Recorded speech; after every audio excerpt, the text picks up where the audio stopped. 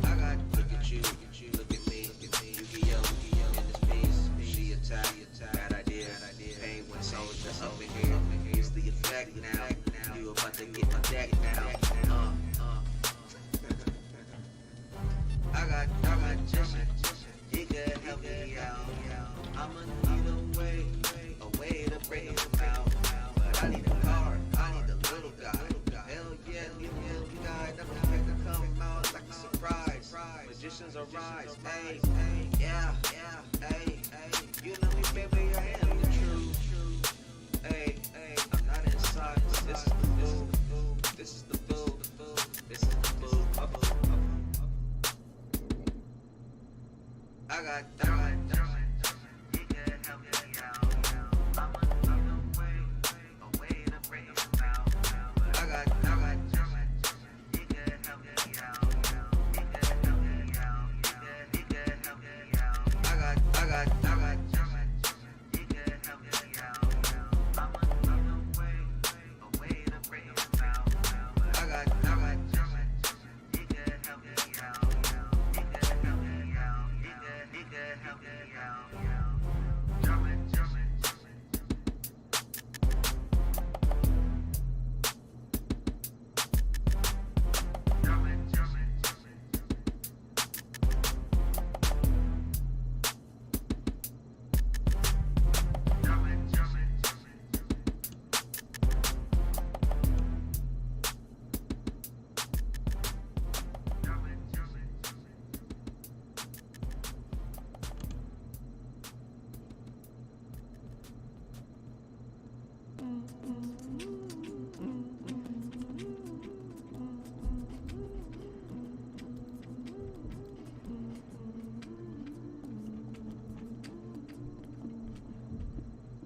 Look at all you maniacs outside. You can come in here, nope. I'ma set everything up, no fear, yeah.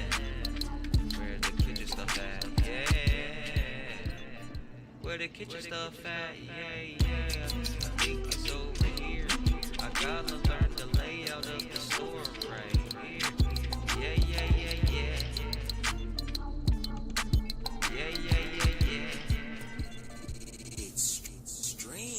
I just gotta find all the boxes in here.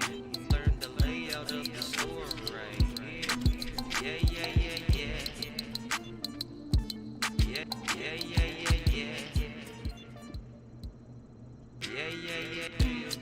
Video games, everyone love this video games. You ever seen all in my brain? Yeah. What am I doing? Where am I going? I have no idea what I'm talking about. Where is the pharmacy? I think it's on the other side. Yeah. Where is the pharmacy? I think it's on the other side. Look at all you maniacs outside. You can come in here, nope. I'ma set everything up, no fear, yeah. Where the kitchen stuff at, yeah. Where the kitchen stuff at, yeah. I think it's over here. I gotta learn the layout of the store right here. Yeah.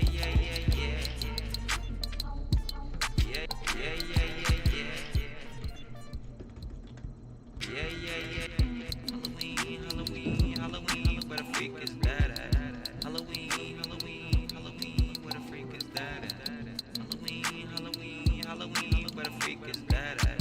Halloween, where the freak is that at? I am here losing my brain cells now, because this game really enjoys killing every blood cell in my mind.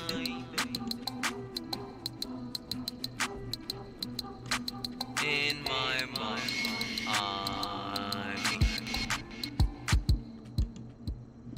Look at all you maniacs outside.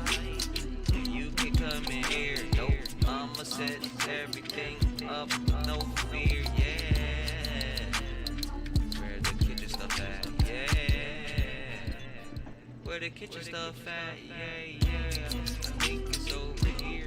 I gotta learn the layout of the store right here. Yeah.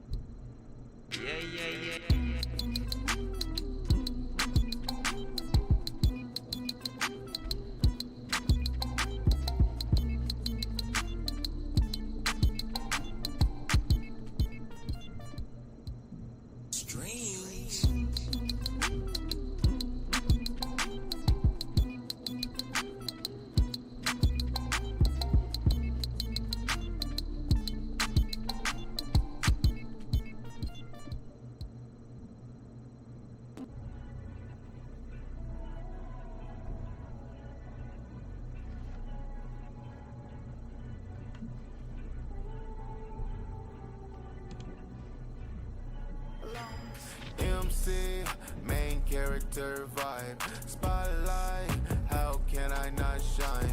Go cool, fuck a bad hairline. OP, I was made godlike. MC, main character vibe. Spotlight, how can I not shine? Go cool, fuck a bad hairline. OP, I was made godlike. I am the MC, look who they sent me. This is like Yamcha, beating Saitama. Nigga, I been me, do not offend me. Smoking a leaf, I'm calling Karama. This is a fox, you don't want a box. I got a Nezuko fighting my demons. This is no game, this is no life. Rolling the dice, it feels like I'm cheating. Hey, moves on, sun stance gone. Hell sing, better check your tone. Flatline, better get rebone. Hero, who wanna go? All might gotta keep the hope. Sun Jin going so low. Marowak, give a bitch a bone. One Piece, what a shit show. Godlike, how can I be contained? I'm the chosen one, get power in my veins. I'm the MC, the center stage is mine. Stories based off chapters of my life. Overrated, I'm just saying you're not me. They mimic me, they just trying to copy. Step aside, imposters in my story. Protagonist is meant to bask in glory. I defy the odds without a doubt. I'm the one who rides without the clout. Voldemort, my name, don't leave your mouth. Hairy situations, take them out. Unfazed by skeptics, they don't faze me. Everybody sleeping till they need me. I'm the one they always try to be, but nobody can replicate the MC, main character vibe. Spotlight, how can I not shine? Go cool, fuck a bad hairline. OP, I was made godlike. MC, main character vibe. Spotlight, how can I not shine? Sending out the blast messages now. OP, I was made godlike.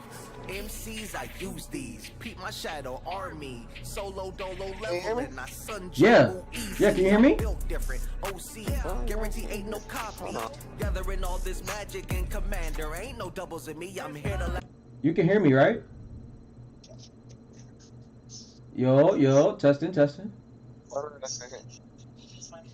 Huh? Okay, now I can hear you. Okay. Yeah, I'm sending out the blast messages now. I believe this my second coming. Big bang, kamehameha to your neck bone. Jiaozu, you self-destruct, now your body gone. Fuck your shadow clone. I'm a Dara with these hands. This is the word. This the metal called Mandalorians. Now it's time to fight a real Super Saiyan. What did you say? She called me on my how I be Detroit smashing like. I'm yelling Nevada Cadaver, I'm killing all the competition. Who the fuck Harry Potter? Gathering all of these numbers, I need top of the line. It's the hour I get busy calling Musan time. Yuck.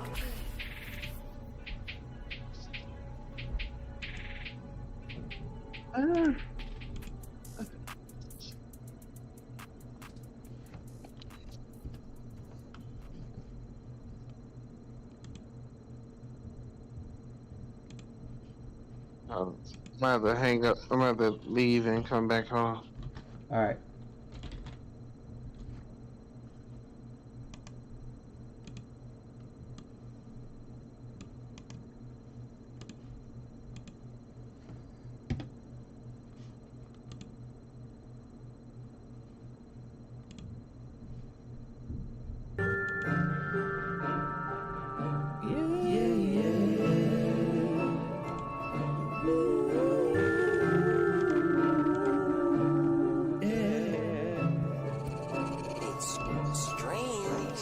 Here goes. About to get into PC Legos. They say this game hella fuego. Got it all loaded up, now let's go. Into the thick of this thing, I'm here with the gang, and we about to dominate. Armored up, sword ready for the well season like a heavyweight. Get the beef, slay the bird. Grow the wheat so we can make bread. Out there, it ain't safe there. If you're not fed, then you're dead. Man, you better get your oak up, bitch your house up, get the torches up. Why? Cause it ain't nice out in the dark, need the sun to come up. When it's time for a cave dive, it's about to get live. Home of all mobs, always the skeletons reaching alive. When we close to that lava, someone screaming about a shiny rock. Mad hype like, look what I got. What? Oh no, it's a diamond. No, it could be dirt or some obsidian. I need you to use imagination. All you lack is vision. No, I don't, bro. It's a block. You make things complicated. It's not complicated. Look at it. I just see it. Must be something wrong with the graphics. No, it ain't the graphics. Nigga, it's a block. Let me welcome you to Block of the Wild. You can start a farm if that's your lifestyle. Yeah, I'm here. I'm just sitting out the blast messages. What you wanna, just don't get close to the people. They will roll your shit Yeah. real quick. Yo. Testing. This man joint always messing up, bro. You gon' feel sick when you lose your shit. Gotta run back and get it. But hurry up, it's only there for a minute. Now it's time to go into this creepy cave. Man, I'm feeling real brave. Hey, yo, there's a mob right behind you. Oh, no, what am I to do? What you mean, just walk?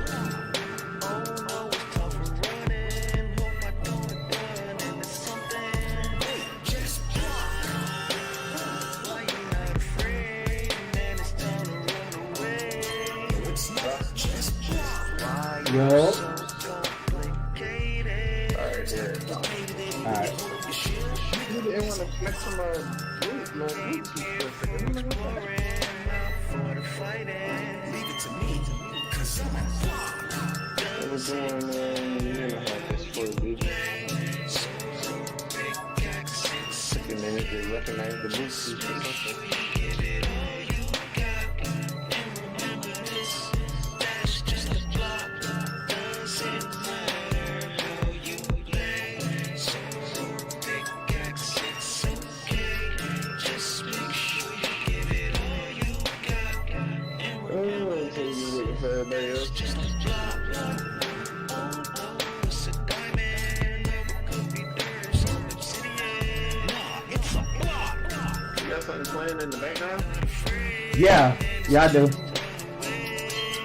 I hear it keep going in and out on my thing. Yeah, if you go to the live stream, you'll hear what's being played.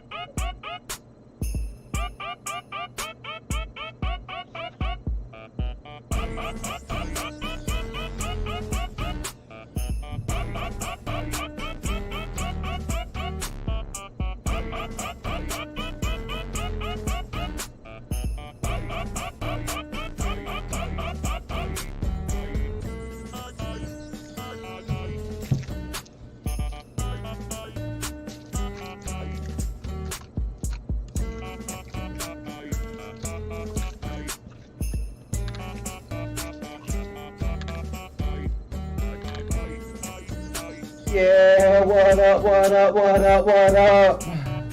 Hey, what up, what up, what up, what up?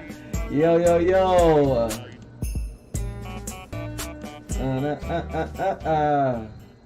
Yo, what is going on, everybody? Welcome back to the Talking to Strangers podcast.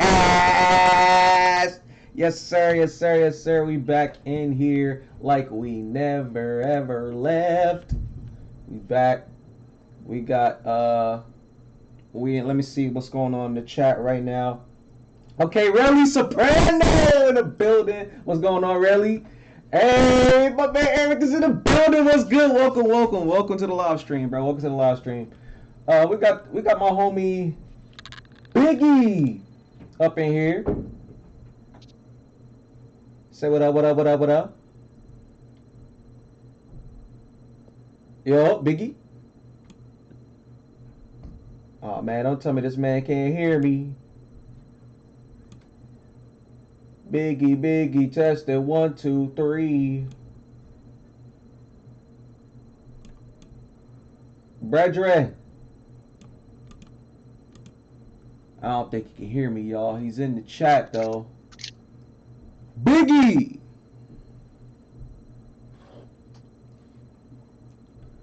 Hey, yo, Big!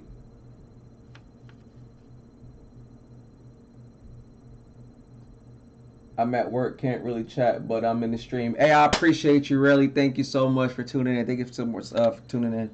About to get into these subjects, man. It's a lot of gaming news going on. Yeah, it's a lot going on. Hello? Oh, there you go. Can you hear me, bro?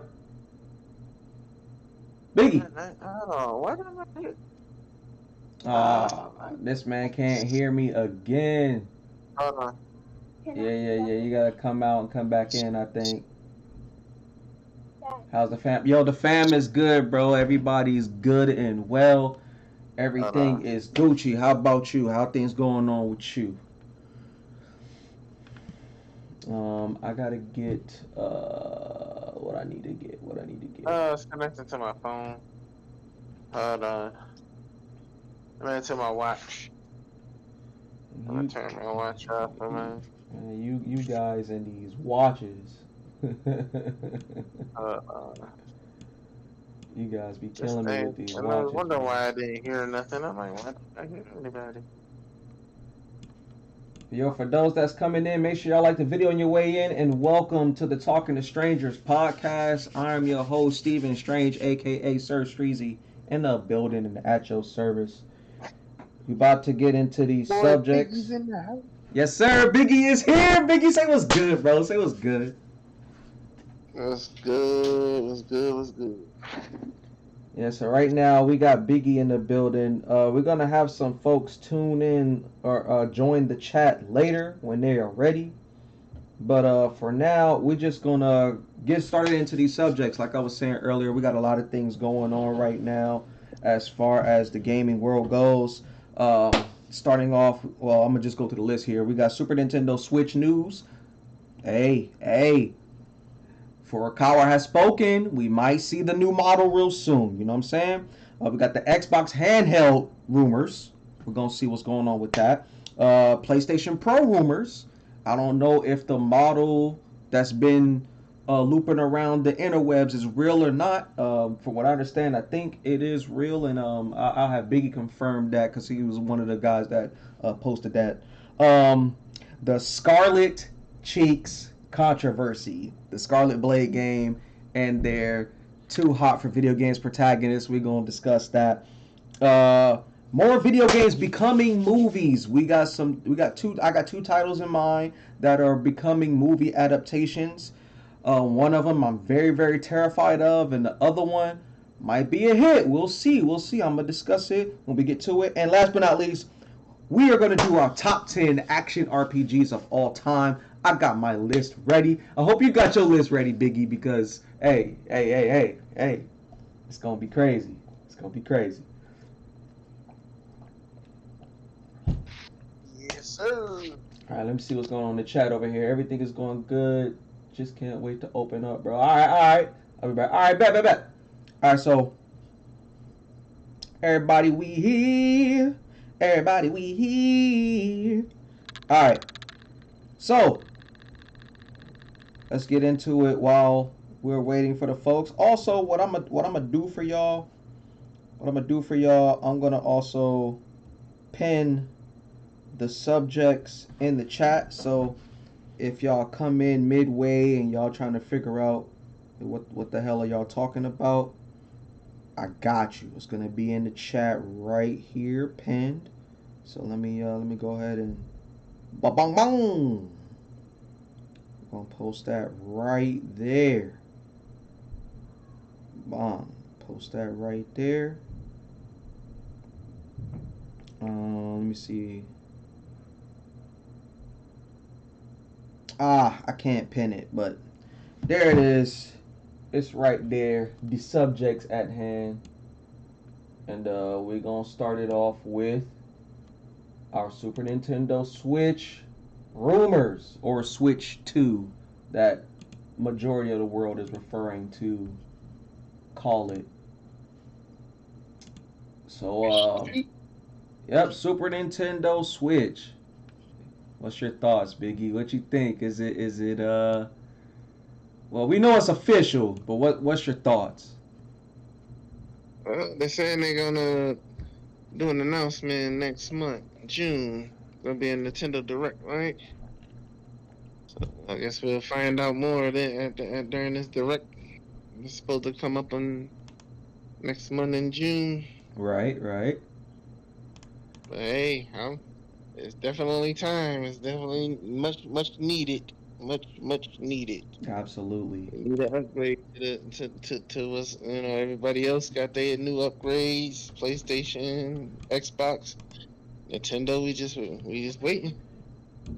Been waiting for a very long time, bro. Too long for that matter. It's like, yo, where y'all at, man? Y'all had the Switch out now. Going on how long? Like it's the Switch is officially what, 7, 8 years old now?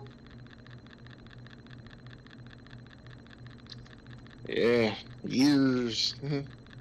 I think this is the longest running console so far. Shoot, man, the Wii was pretty long. Had a long run, but then they get the Wii U. Right. Came. Exactly. Yeah, so it's a long time coming for sure. These dudes definitely need to grace us with their presence. I'm over here trying to prep this list together, y'all, so I can have it in my face and stay on topic here. So, you mentioned What games you looking forward to come to this Switch 2? Yeah, that's what I was about to ask you, man. So the one thing I know I'm looking forward to or waiting on is, bro, it's got to be the new Smash series. Like I know that I stressed a while back wanting Sakurai to, you know, take a back seat to it, you know, pass the mantle on to someone else that can perhaps carry the series into the direction he needs it to go in, or where he needed to be. But there were rumors that man is going to, you know, take the wheel once again and bring us into, you know, the continuation of the series. I was hearing that it's supposed to be a whole reboot of the series, actually. Like he's gonna reboot it. I wonder who you gonna bring, what other characters? Because I mean, between the last Smash Brothers and now, we ain't really got any new characters into the Nintendo Switch, world. That's Not true. really. That's We true. still got the same old ones. That's true, but there's also been other characters that people were wishing would make it to the roster that didn't make it, and it sucks because like the main one, like my main one, I was really hoping that I thought for sure was just a shoe in that this man was gonna show his beautiful face as one of the rosters, and that's Crash Bandicoot. He's a major, huge stample in the video game world. Huge, Yeah, but huge. as you know, Crash was originally, PlayStation mascot. So then I mean they would have had to do a collaboration with PlayStation in order to get him in at that time. But now Crash is with Xbox, after the Activision Yeah, that's merger. true. That's true. Yeah, So now he's with Xbox. So that's Crash is true. Xbox. And Yeah, so they would have to do a collaboration with Xbox now in right. order to get him in. Yeah, no, that's facts. That's facts. He is owned by Microsoft now, as well as Spyro, and that was another character that is heavy into the gaming world that has been a part of gaming history that should have been on that roster. So there's still a crap ton of possibilities that Sakurai can like really hit us in the head with. Like this dude is the video game wizard, man. This man made magic happen in the last Smash Bros. And if he's rebooting the series, hey, I look forward to it. I look forward to seeing what is he gonna do this time to really spice things up. You know? There's a couple characters I can see that they can possibly bring to him. That done came into the Nintendo world since they released a few games that they don't allow release on there. Like, hey, shoot, Tunic. Hey, the little fox Oh, the dude. little fox dude, yeah. They don't release that's on there. They can do that. The Hollow did that Hollow Knights ever come today? Hollow Knight. That I little know character? folks are still waiting on the sequel of the game, but as far as the character, I don't think it got any love whatsoever. Like not even a me costume. It ain't get no love. But I think what's it called? I know Shovel Knight made an appearance. They got Shovel Double Knight Knight. in the game as a assist trophy, which was cool. So maybe they could do that. Maybe they could incorporate that into the mix or something like that, where he's in there, whether he is a me costume or an assist trophy. Hey, Shoot, they could bring the Harry Potter characters into it. They want Harry Potter in them. that would Look be at that. interesting. That would be interesting. I don't really see that going all the way, considering the fact that Harry Potter is, even though Hogwarts Legacy did great, Harry Potter is like more in the movie base. We haven't really seen like a movie based character jump into the world of Smash. It's, for the most part, Sakurai has strictly left it as gaming. Even when people were screaming and crying about, put Goku on the roster, he said, he's staying away from movies and he's staying away from anime. So as fire as the Harry Potter thing may be, I don't see Sakurai incorporating that in Smash. Oh, my boy Mario's in the building pouring some moonshine, huh? Nah, man, ain't. that's that's a ocean cocktail on the rocks. That's what that is. Welcome to the live stream, my brothers. Good to have you. But yeah, no, definitely Smash Bros. I want to see Smash Bros. Come on the new Super Nintendo Switch. I do want a new IP. It's high time we had a new Nintendo character to join the ranks of their already enormous roster.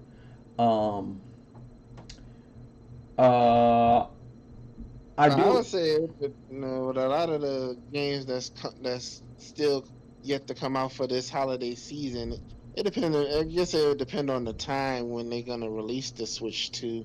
Like, is they gonna do it this holiday season this year, or they gonna wait till next year, or they wait till next year? Then we got a whole lot of games that's gonna be coming out next year that can make an appearance on there. Yeah. Sure, we still got some of the games that is coming out this holiday season. Like the new Atlas game, Metamorphio, Fantasio, whatever the name is. Oh, the Yeah, metaphor, the metaphoric, whatever that yeah, joint is called. Yeah, yeah. Now that joint looks fire. That looks exciting. Yeah. that's gonna be awesome. I can't, man. That's like my most anticipated game right now. You know me, the RPG, I gotta get it. Right, right. Shoot, man. Wow. Yeah. Speaking of RPGs, I know if Lake Show was here right now, I don't know where he at, but it's high time we went back into the Mario Superstars. Pico. Uh-oh. Uh-oh. Biko the cheat code has graced us with his presence. Let me add him in. Let me add him in here. Let me get him his own window. Let me get him his own window. Hold on. Biko the cheat code is in the house. What's good, my brethren? Was good, people. I had to pour up a little beverage to enjoy Hey. Get your beverage on. Give him a little bubbly. Mm. Ladies and gentlemen, we got Biko the cheat code in the chat, or in the voice chat. And my boy Rixens is Rixens, welcome to the Talking to Strangers podcast, bros. Glad to have you here.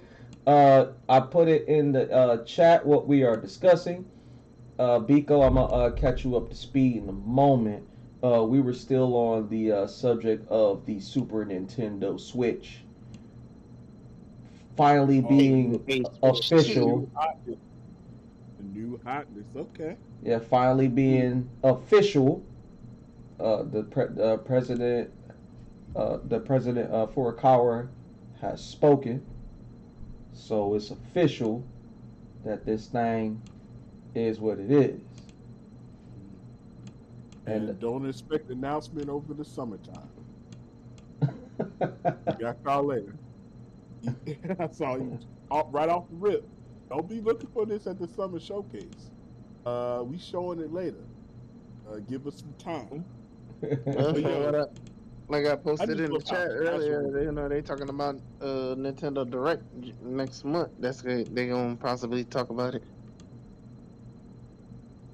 Yeah, I think they're not gonna talk about it till the end of the year. I think they're gonna launch it in the first part of 2025. That's my guess. Yeah. So yeah, Biggie was asking, what are you looking forward to as far as it being a new console and all? What new game or new IP would you want to see or expect to see with the release of this console? That's a great question. What I want to see is something that I'm not sure Nintendo will deliver. Now, they have the power to deliver. I'm not sure they have the development resource.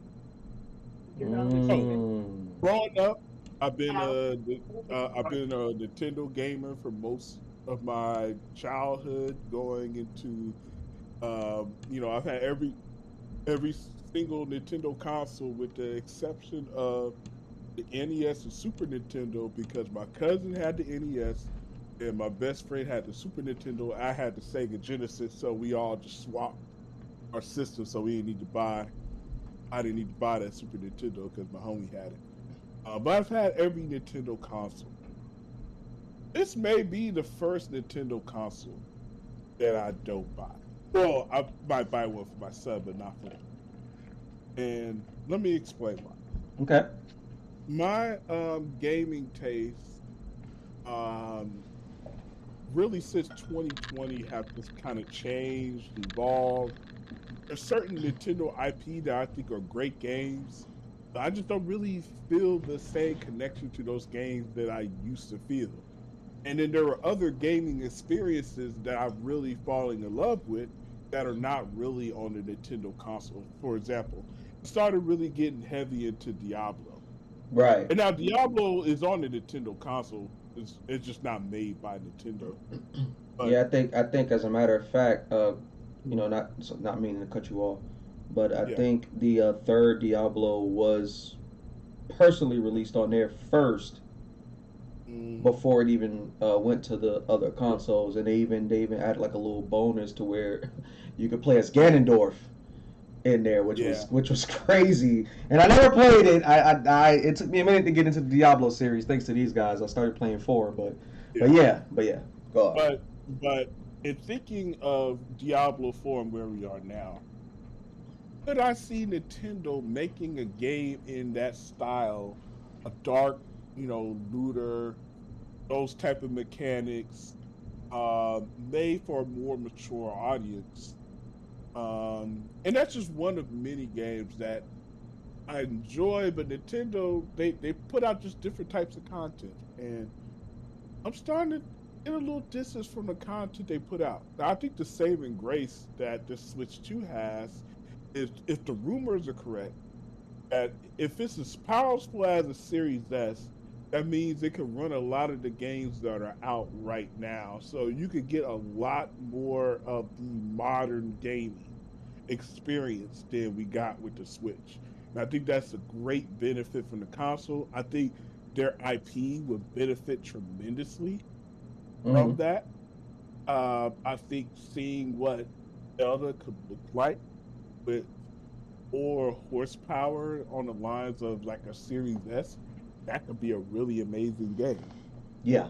Uh, so I think it's going to be, if the game I would want to see the most from Nintendo would be Zelda and what they do with increased power. Also, I would say Metroid Prime 4 and what that could look like with the increased power. Could we get something on the level of a Halo or a Apex, or whatever kind of modern shooter that Right. you know modern feeling shooter? Could we get something along those lines in terms of performance, in terms of graphics, that type of thing? Right. So I think it's a really interesting device for Nintendo. It'll also be kind of interesting to see if they don't have that follow-up console fall off like they normally have from generation to generation. They usually follow one good generation with fall off. They might break that trend this time. Yeah. Yeah. No, yeah, for sure, for sure.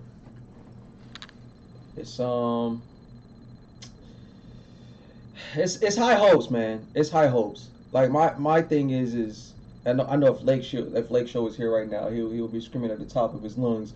We need Mario baseball. We need Mario this. We need more Mario. And it's like, dude, we got. I'm not saying we're not going to see Mario, but I think we have enough Mario to go around for a while.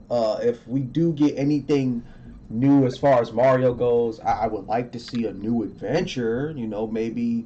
Maybe an Odyssey 2, perhaps, or maybe another spin-off style of Mario, like you just mentioned, Biko. You were saying you would like to see uh, uh, what's the style they call it? A rogue gaming? What's the genre of Diablo? What is that called? It's a dungeon crawler, action RPG, ARPG, looter. You can say like a looter. I do like games that have a focus on loot and builds and those kinds of things. So Right. um, So yeah, so it would be interesting to see Nintendo perhaps put Mario in that style of game, in one of those dungeon crawler rogue style games. It would be I think it would work due to the success that Ubisoft had with um what's the game? What's the game? It's Mario. Oh yeah, yeah, Mario with guns. yeah, yeah. I know exactly what you're talking I about. can't think of it right now. The tactical RPG. Yeah. Rabbit. Mario Mario plus. Rabbits. Mario Yeah. Rabbits. Yes, we saw how big of a success that was, and yes, it was a collaboration with one of Ubisoft's lovable cast of characters. But just seeing Mario thrown in a different genre of gaming, if he was to be thrown in a Diablo style game where it is still grabbing those elements of, like you said, the looter dungeon crawling, but a little more on the Nintendo side of things where it is E for everyone friendly, it could be heat. It could be heat. But give us new stuff. I think we got enough of Mario Bowling or whatever the hell. We got enough of Mario Strikers. I don't want to see a single. Uh, hey, what's good, Michael Mario? Welcome, my boy Mikey. Welcome to the stream, bro. It's glad to see you, bro. Welcome to the stream. What was I saying? Oh yeah. Like I don't want to see another singular Mario sports style game, whether it be Strikers, whether it be Mario Baseball, whether it be I don't want to see that. If they was to do like the last one where it was the sports mix, I would prefer they do that over just a single Mario sports game, i.e. tennis and all that. I don't want to see that. Other than that, I want a new IP because the last IP we got from them was Ninjala, and Ninjala's doing great. I was telling Biggie earlier that Sakurai was rumored to be working on rebooting Smash. So this is his opportunity to put characters that we didn't get in Ultimate in here, i.e. our little ninjas from Ninjala. That joke would be cool to pit. It'll be a match made in heaven to finally pit the ninjas in Ninjala against the Octolings and the Inklings. Like that's something that could really Like be fire. That would be so fire. But yeah, anything in particular though, as far as what I would want to see released on this new title, like I said, throw Mario in a new genre. Number one. Number two, I want a new DK. Like it's been a long time coming. We need that open world DK game. It's a long time coming. Oh man, I tell you what, I take everything back. If they give me an open world Donkey Kong 3D Donkey Kong game, I would switch to. I would go to that store and plop down that $300-$400, whatever it's gonna cost, and buy it just to play that one game and complain about it for the rest of the generation. The ball is in your court. The ball is in your court. Hey, indeed it is. Indeed it is. So yeah, that it has been spoken that Aonuma and his team is working on the next Zelda, whatever direction he's gonna put that game in. I'm not worried at all. Aonuma, except with the exception of the DS stuff, I think he learned his lesson on the DS stuff. But other than those titles, Aonuma doesn't miss. Almost every Zelda game that has been released has been fire. He doesn't miss. He doesn't. And the fact that the community was getting on him, talking about he doesn't understand why people wouldn't want to enjoy the dynamic of Zelda being open world as opposed to that classic traditional top down Zelda style. Like he was asking the question, why would folks want to play a narrow style Zelda when we're giving them open world, and people was like, oh, we can't trust him no more because he's supposed to be one of the greatest game developers and now he doesn't know what we want. It's like, no, it's not that he doesn't know what y'all want. He just asked a simple question. Like, y'all see him still bringing this stuff out. Yep. I mean, what was the last one we got? He did just remake Link's Awakening. Made it all beautiful and everything. And don't listen to Aonuma. We want that open world Matter of fact, throw some and some crafting elements. That's what we want. We want that open world Zelda game. We played that whole like a more narrow focused dungeon based Zelda game.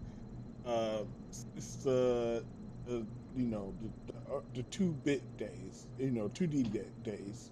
Or we ready it for was some- 2.5D though, or the last one.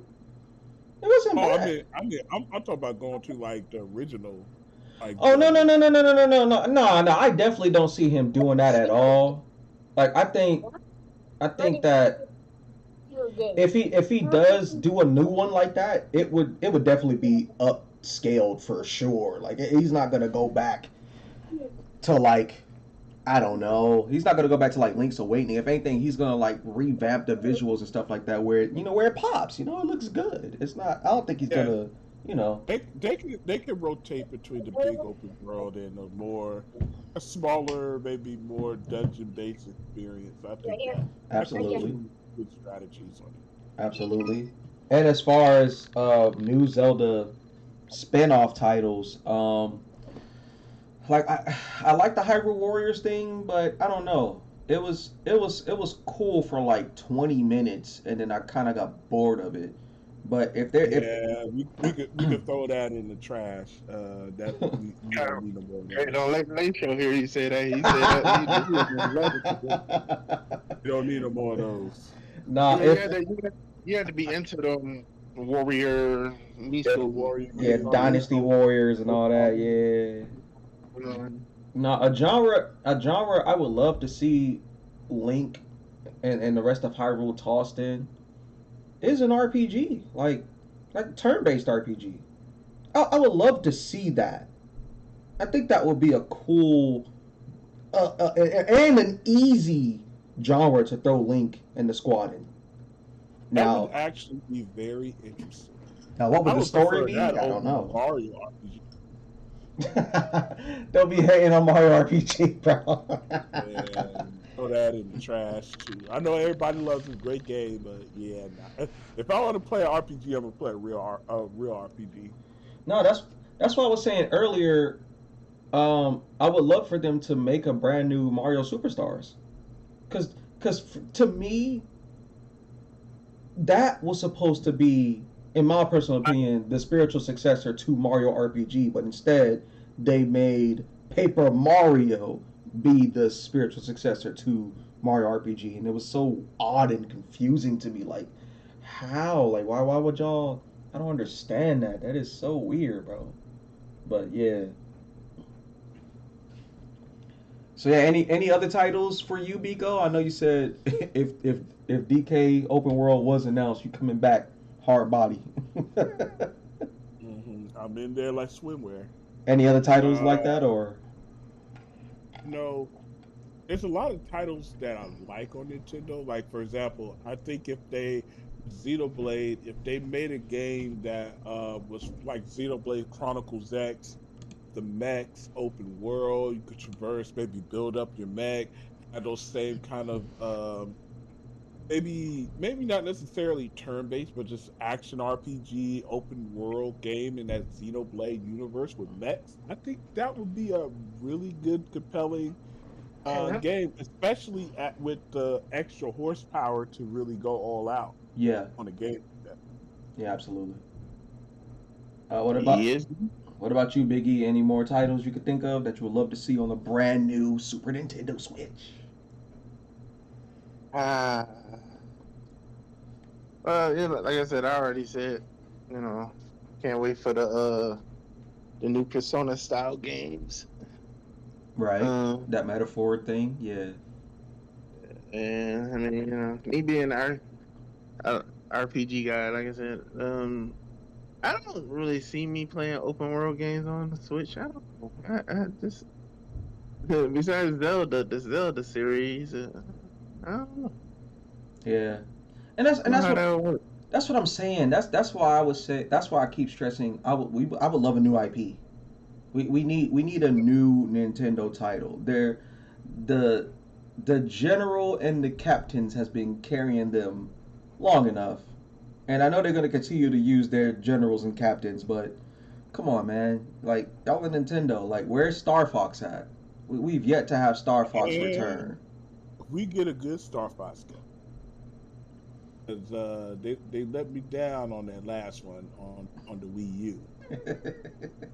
I've been waiting since 1997, 1996. I've been waiting since that long I mean, for but good when Star you think Fox. about Star Fox, how would you go about which way would you want to see? Would you want to see like Star Fox like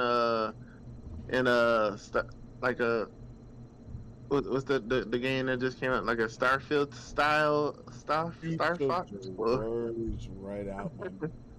So with Star Fox Adventure, they did try that on the GameCube, and I Hmm. thought it was a good effort. I thought there were certain things that could have been better about the game, uh, but it was an interesting idea.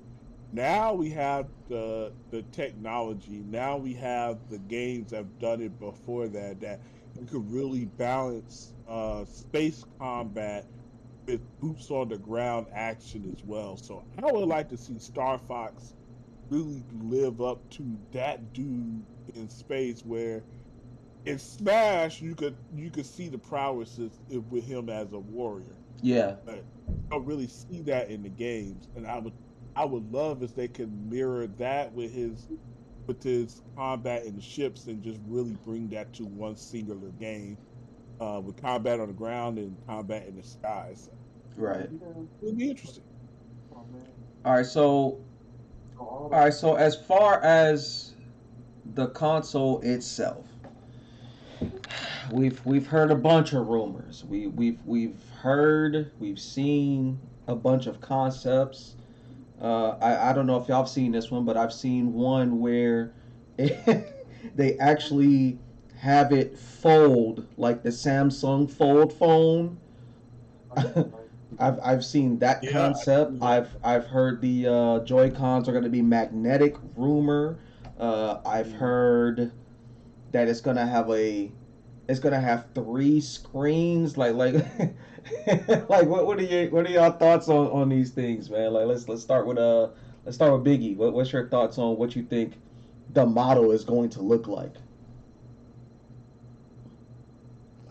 the model? Yes. Uh, man,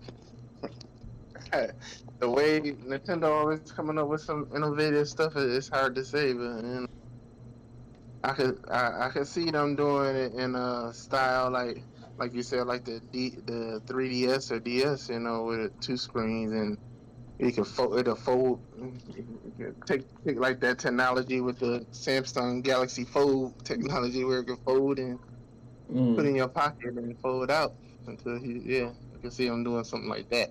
yeah. It would definitely bring them back into the portable side of things, because right now our current Switch model right now, like if you have an OLED, it's it can fit, but it's not really portable if we're being honest. Like this doesn't fit in your pocket comfortably. Realistically, it doesn't fit in your pocket comfortably. So them giving it the ability to fold might be a good idea, but I don't know. For it to fold like the new Samsung phones, I don't know. I don't know about that, man. I don't know. I do not know. What about you, Biko? That technology with Oh, that flexible screen, it would be ideal. 'Cause Yeah. the Samsung Fold screens, they got that flexibility to it, which Mm. would definitely help it to fold without breaking. yeah. Yeah, but besides it being able to be portable again, what would be the what would be the purpose of that? They ain't gonna stop it from them. They gonna keep the portability of it. That's like the whole mechanic to the Switch. Yeah, They it's definitely the keep whole it thing. portable. So, What about you, Biko? uh, All right, so Biko builds a Super Nintendo Switch 2. First thing I'm doing, getting rid of those Joy-Cons.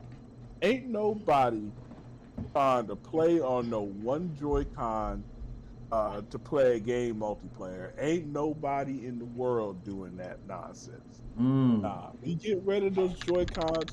They are wonderful technology, but we can repurpose that technology into other parts of the system that could be more useful to the gaming experience.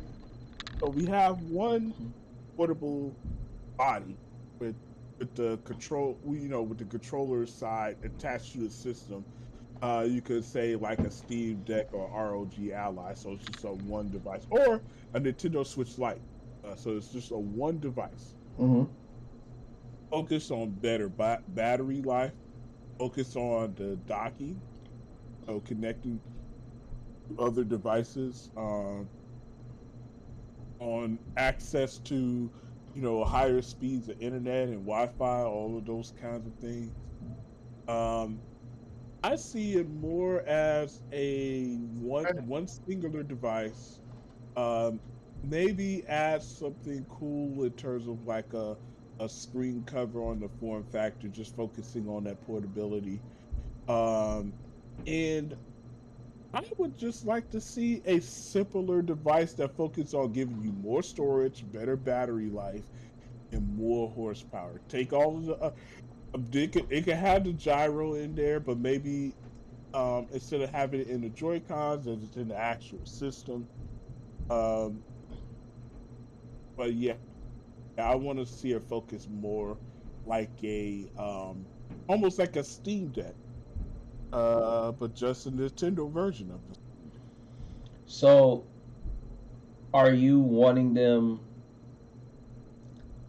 to do away with like motion style games per se, like i.e. ARMS, which is like probably the First of all, ARMS should have never been made. Throw that garbage in the dirt. I mean, Area. it was an interesting. That game was trash. Bro, it was an interesting idea. Like the way to play was with the motion, Some ideas need to stay on the drawing board. When Wii Sports came out on the Switch, and nobody really clamored for it or played it, I think that was a signal that type of gameplay, it had its moment with the Wii. It's kind of straddled along for the Wii U, but we're beyond that moment. I think we need to move on to other things. It will be interesting to see if actually Nintendo maybe leans in on VR more so than motion. Yeah.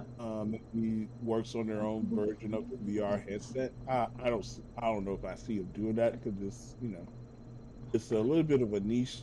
But I just think that we're at the point where we tried it for 3 generations now. We can move on for that and do something different. Okay. All right. So there you have it, folks. The word is out. Furukawa has spoken that we will be getting some form of news on the Super Nintendo Switch 2, whichever y'all prefer to call it. It's coming. We're going to get an announcement on this thing. Y'all let me know in the comments right now, what do y'all expect from it? Do y'all expect a lot from it? Like, are your expectations high for it, or are you thinking Nintendo is just going to straight mess this up? Or, just tell me in the comments right now. What's y'all thoughts, man? What's y'all thoughts? Also, make sure y'all are coming in and giving the video a thumbs up, man. We is live and direct, and we are hitting y'all in the head with the crazy subjects involving the gaming world, man. We are in here. Got Biko the cheat code in here. Got Biggie in here. You know what I'm saying? We here to discuss this, and we want y'all to get involved as well. All right, so moving on to the next subject. I know Biko's been all over this, but the rumor is still sticking. Xbox making a handheld. Do we or do we not Needed. What's the word? What's the word? Not needed. Okay. Biggie says we need it. What say you, Biko? I said we don't need it. Oh, he said we don't. Yeah. He said we don't Uh-huh. need it. Well, they already. I mean, what for when everybody else, like everybody was saying, we already got Steam Decks, our ROG allies, and stuff like other devices that we can already do that on. Microsoft making their own, that just be a waste of. I mean, you have free loyal people that would buy it just because it's Microsoft, but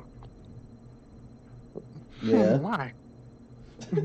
He said, "What's the To be honest, purpose?" like I still think the PS Portal is useless. I don't know why people still want that one. Yeah, I'm still Mhm. shocked about that thing is actually getting bought. I don't understand. Like, yo, comments down below right now. How many of y'all purchased the freaking PlayStation Portal? And if so, are y'all really enjoying the product? Like, what's the pros and cons? Like, cause I don't know. I've still been out looking in at other people, at a handful of people that purchased the device. But y'all let me know. I wish Relly Soprano was here because he did buy one recently, and I wanted to know what he thought about it as well. But anyway, yeah, continue. Go ahead. Biko. All right, so my thoughts on it, I'm a bit mixed. So, to Biggie's point, do we really need an Xbox handheld? Not really, because we got Game Pass app on a couple of handhelds already, and that system does work fairly well. Mm-hmm. However, the one thing we do not have on these handhelds is the Xbox Store, which may make a handheld a bit more advantageous because then now you can take your Xbox system, your Xbox games outside of Game Pass and play those on your Xbox Go. Also, having the two SKUs of Xbox with the Series S and the Series X, where you have one that's a lower barrier entry, a lower power but cheaper, and fairly decent performative, and then you have your more powerful console at 500 that could do all the things. Mm-hmm. I think going with the two console SKU in the future, it might be a better value proposition if one is your big console, and then the other one is a handheld. So now you got people that could potentially double dip on the Xbox Series Y, whatever they're going to call it, and the Xbox Series Go, because they want to play that portable experience, or they may have kids. Let's say if you have kids, you buy yourself the Series Y, big powerful console, and then you buy your kids handhelds because you don't trust them with a console yet. They go throw it around and get Doritos all over it, and do what kids do. And so a handheld, you feel a little bit more safer. You put a protective cover around it, and hopefully it will survive a couple years of unfortunate accidents. I think it does make sense if you're talking about next generation, and then having that as your second SKU to kind of get people into the Xbox ecosystem. The other factor I kind of am interested in, so there's been some talk around, will Xbox allow you to sideload other stores like Epic? There's been some conversation about Epic being on the next Xbox. Okay. If you had a mobile device that allowed you to play your Xbox games and say your Epic or Steam games, now we're talking about a device that is competitive with the PC devices, also still has console games. That is a very interesting device, particularly if you're trying to come under the price of your main console. Those an entry level device. I think that could be a good way to experiment with allowing other stores in to see how that plays out from a money perspective. Interesting. Okay. All right, so there it is. What's y'all thoughts on that as well, man? Like, let me know down in the comments, man. Would y'all be willing to purchase the Xbox handheld device? Um, I think I agree. I'm in between about it as well. Like, it's not necessary due to those other devices, the Steam Deck, the ROG Ally, the Lenovo Legion, and the list goes on. You have these devices that can allow you to do that, use Game Pass and so on and so forth, and be able to have access to these Xbox title lists. And I think for the most part they did a great job um, allowing that to be portable. So, in a sense, without them having a whole device, like they made it very easy for anybody to access it, whether it's via your phone or so on and so forth. Now, I've heard a handful of people complain about Xbox Cloud not really being solid to use per se, where they would say it would be better if they did have an exclusive handheld device, but I don't know. I don't know. I'll think just for the purpose of them saying, "Hey, we got a handheld," it'll be cool. But at the same time, nah, it's not necessary. I would love to see what they would do. My thing is, oh, my thing is, if they do go about doing that, could they put on it to make it, differentiate itself from these other devices? Then what can they actually put on it? What gimmick will be on the Xbox handheld that's not on these other devices Yeah, that make people want to buy it over the other devices? Like, yeah, they could probably make it more powerful than the Steam Deck, ROG Ally, or whatever. yeah, Then if they do that, then it's gonna be a price issue. Like, how much did they charge for it over the Steam Deck, ROG Ally? You know?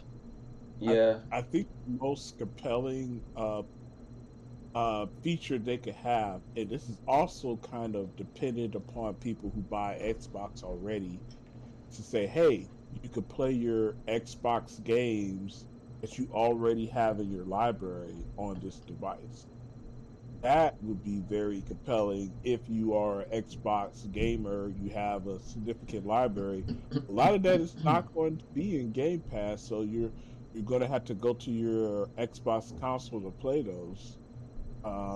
But if you have a device that, this mobile device that, hey, you can play your Xbox games and you can play uh, these PC games. Now you have a device that plays more games than any of the other competition, because those other competition can't play Xbox games. They can only play Game Pass games. right. Another thing I just thought about, actually two things that I know isn't possible with the PlayStation Portable, and Right. isn't possible with the Switch. And the To food is over there on the counter. oh, you over You there. ready to eat? To incorporate You the might be down and ability all to you stream. The Switch doesn't have that. The Switch doesn't have that ability yet, and neither does the PlayStation Portal. As a matter of fact, the Portal is not even a standalone device. It's more of a it's more for remote play, from what I understand. It's Yeah, not. it's a remote play. It's a remote play device. Yeah, it's not even a standalone device. So that's one thing I can see if they decided to do this handheld thing, to somehow incorporate a live streaming capability from the handheld device. And the other thing I can think of that these other two devices has not incorporated is a voice chat system. Whether they decide to incorporate Discord or their own. Now I understand Nintendo's reasonings as to why they didn't incorporate that in their console, but they decided to do it via their app on the cell phone. Which, if I'm being honest, that's too much. That's too many steps. So, yeah, if Microsoft was to incorporate a better voice chat system to connect with your friends, they would already be winning right there. The ability to stream from the device and the ability to chat with your folks. So, other than that, I don't know. I can't really.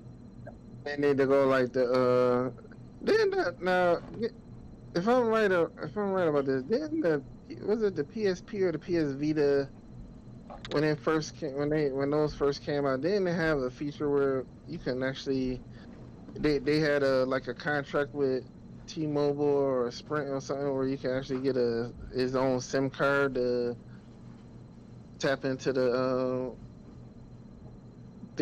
cell phone tower chat so you can have the internet on the go without having to, you know, stream your phone to it or whatever. Um, It had his own standalone internet service. I You can connect to it. I believe it did. One of them devices did. no, wasn't that with their actual flagship phone, the Xperia or the Xperion, whatever it was called? No, I remember one of the PSP or PS Vita had was able to have his own SIM card. I feel like that was a thing. It's been a while. Yeah. So I don't exactly remember, but It was able to have his own SIM card. Hold on, I'm looking that up right now as we're talking about it. PSP SIM card. Yeah. Mm, I can't remember which one it was. I thought I swore it did, but it's the Vita, one of them. They was able to have T-Mobile or Verizon, one of them. So the cell phone companies you can actually have his own cell number. Like it had his own connection to the cell phone towers. okay, so I don't think it was the PSP. Good most. Was it Okay. It says here, I think it was the Vita. Let me see something. This page is loading. Give me a second. Hey, did anybody in the chat remember? I know. Yeah, for those that's in the live stream, if y'all remember, anything about either the Vita or the PSP having the ability to actually make phone calls, you could actually get a Not a phone call, but at least connect to the cell phone towers. Yeah, connect to the towers for better. Yeah. But standalone internet access without having to Let me see. tap it to the phone.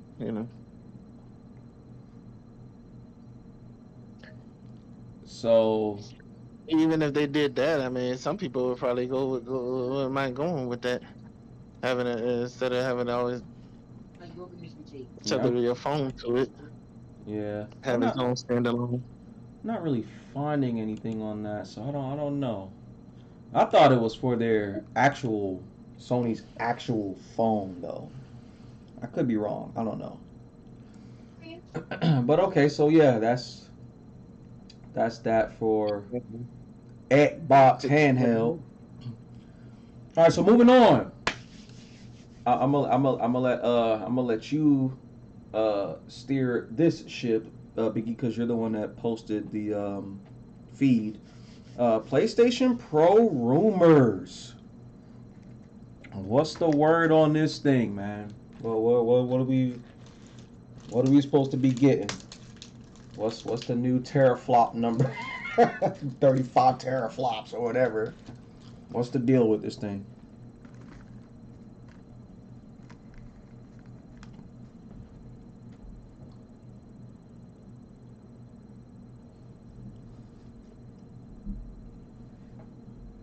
Biggie. Oh, you was asking me? Yeah, you're the one that posted the feed. Yeah, you posted the thing. That's why I was like passing it to you. Oh, okay. So, Yeah, what's the word on it? man, What's the word on this thing, man? What makes it better than our current PS5 right now? I, I was trying to figure that out myself. That's why I was at. That's why I posted it in chat to see if anybody else. But Oh, dude, it seems like it's gonna be. Seems like it's gonna So be trying to be powerful. So yeah, it's gonna. from what I heard, it's going to be a decent amount to the graphics processor or the GPU side of it, but there could be a bit of a CPU bottleneck. mm-hmm. So you probably going to get like maybe 10, 20%, 30%, performance improvement depending on the situation. So it would be basically a better performing PS5. Probably in the same way that the PS4 Pro was better capable at running games at upscaled 4K, Mm-hmm. upscaled to 4K than the PS4 was. Or the same thing with the Xbox. The Xbox One X, could run games performing better. Okay. Um, I am a little bit interested on how well something like that's going to do in this climate because console sales across the board have been down.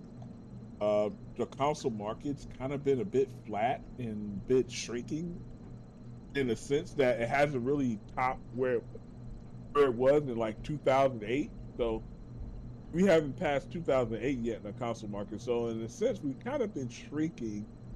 And I'm not I don't have one of these companies. But I almost don't really see the value in coming with these mid-gen consoles nowadays. I think as a consumer, I don't particularly see the value either. Um, if you want a better performing experience, it kind of makes sense to start getting into the PC market where prices have come down a bit, and you have a lot more options in the way you can play games, and performance wise. So if you're like a guy that has to play at high frame rates, you get a PC, could play at those rates. You could turn down the graphics as much as you want to, or as much as the game will allow, and you could have as much performance as your monitor and your PC will allow you. Right. If you're one of those like graphics guys, go get you a big, fancy, super expensive graphics card, and you could, if you have a 4090, you could turn on the ray tracing. Path tracing is still a little hard in today's game, but you could turn on everything I on do ultra. that as mouse. I have a I have a pretty mid-range CPU graphics card, not very expensive. I still play most of my games on ultra settings. So for me, uh, why buy a mid-gen refresh console when you can buy a PC? But that's just me. Yeah. Hey, well, in that, like, it's almost like when we was talking about this with our other buddies in the chat, Discord. Yeah, you can go with the PC route, but we got to think about those who can't afford high expensive PCs. Yeah. That's the whole point of the console. Having a console is the having a less more cost efficient machine that can also do the same, you know, push out them games, but not be as expensive.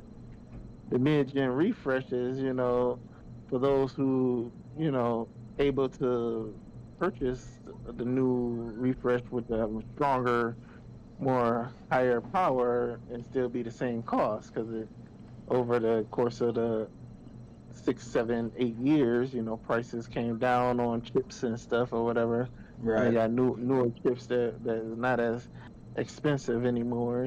So that's the whole point of the mid-gen refresh, and more for not more for us, more experience and more, got us who can afford the PCs and stuff, but it's more for those who can't. but still want the more power and more to make these games running at this like the solid 60 frames per second and all that.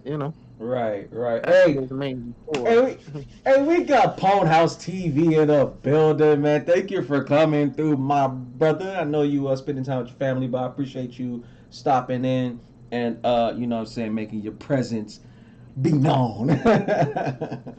Yeah, right now we're on the subject of the PlayStation Pro rumors. Biko voiced his thoughts and concerns about it. Biggie was just speaking his thoughts and concerns about it.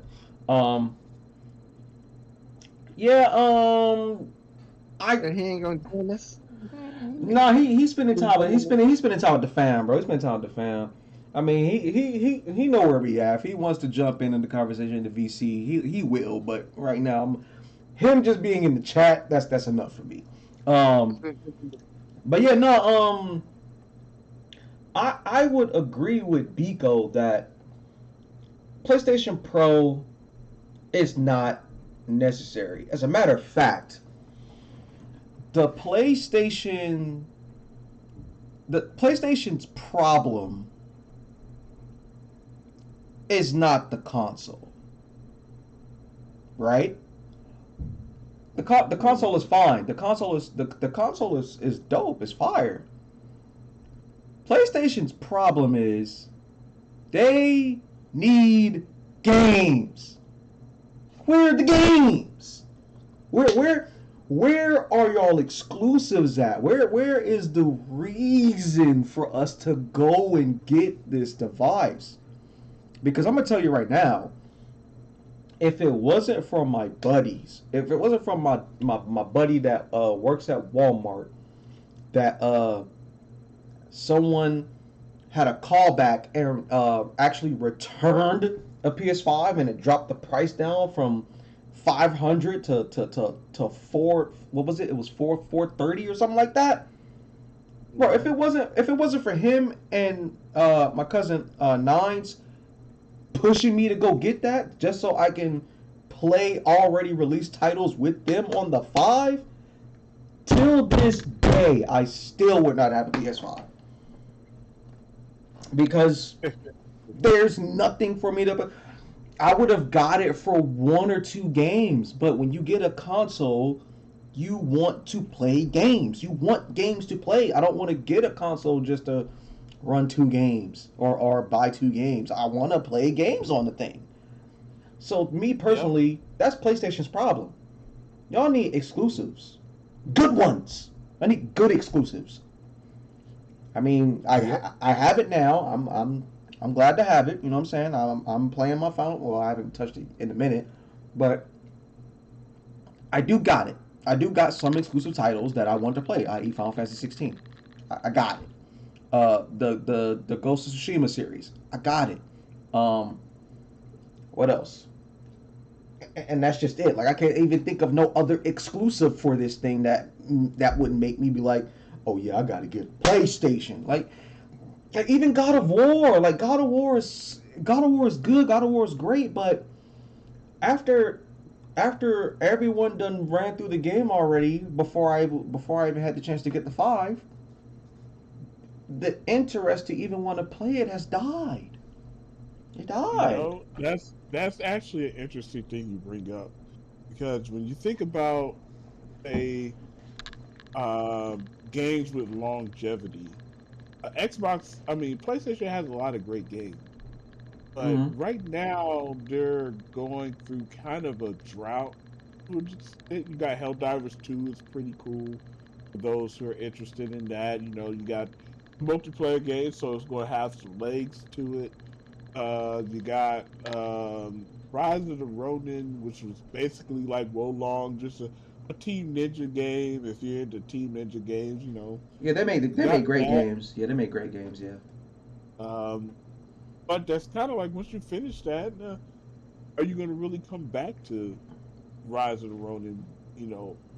Over and over again. Exactly. One of the things I liked about Starfield is that Starfield has a lot of long legs to it. Like you could come back and play that game over a long period of time. Like I have over 300 hours in Starfield Easy, Mm-hmm. and we haven't even got to the Shattered Space expansion, which is going to add significantly to the game. But then I'm probably going to put in another like 50, 60 hours on top of maybe the 350, 360 I already have. Right. And they keep adding to that game. You could just have something to come back to. You don't really have too many of those experiences on the PlayStation. A lot of their games, like Spider-Man, incredible game. Love those games.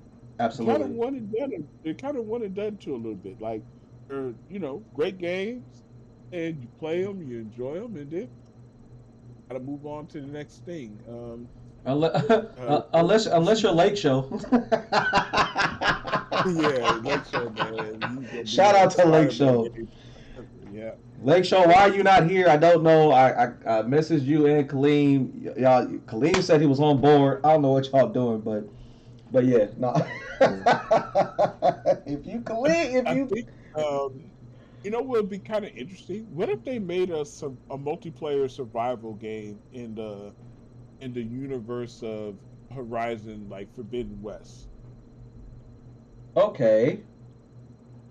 That would be interesting. You make your character, you got that universe with the mechanical dinosaurs and all of that, and the lore, and you're just kind of building, your tribes in that kind of universe. I think that would be kind of interesting to see. Yeah. Something like PlayStation.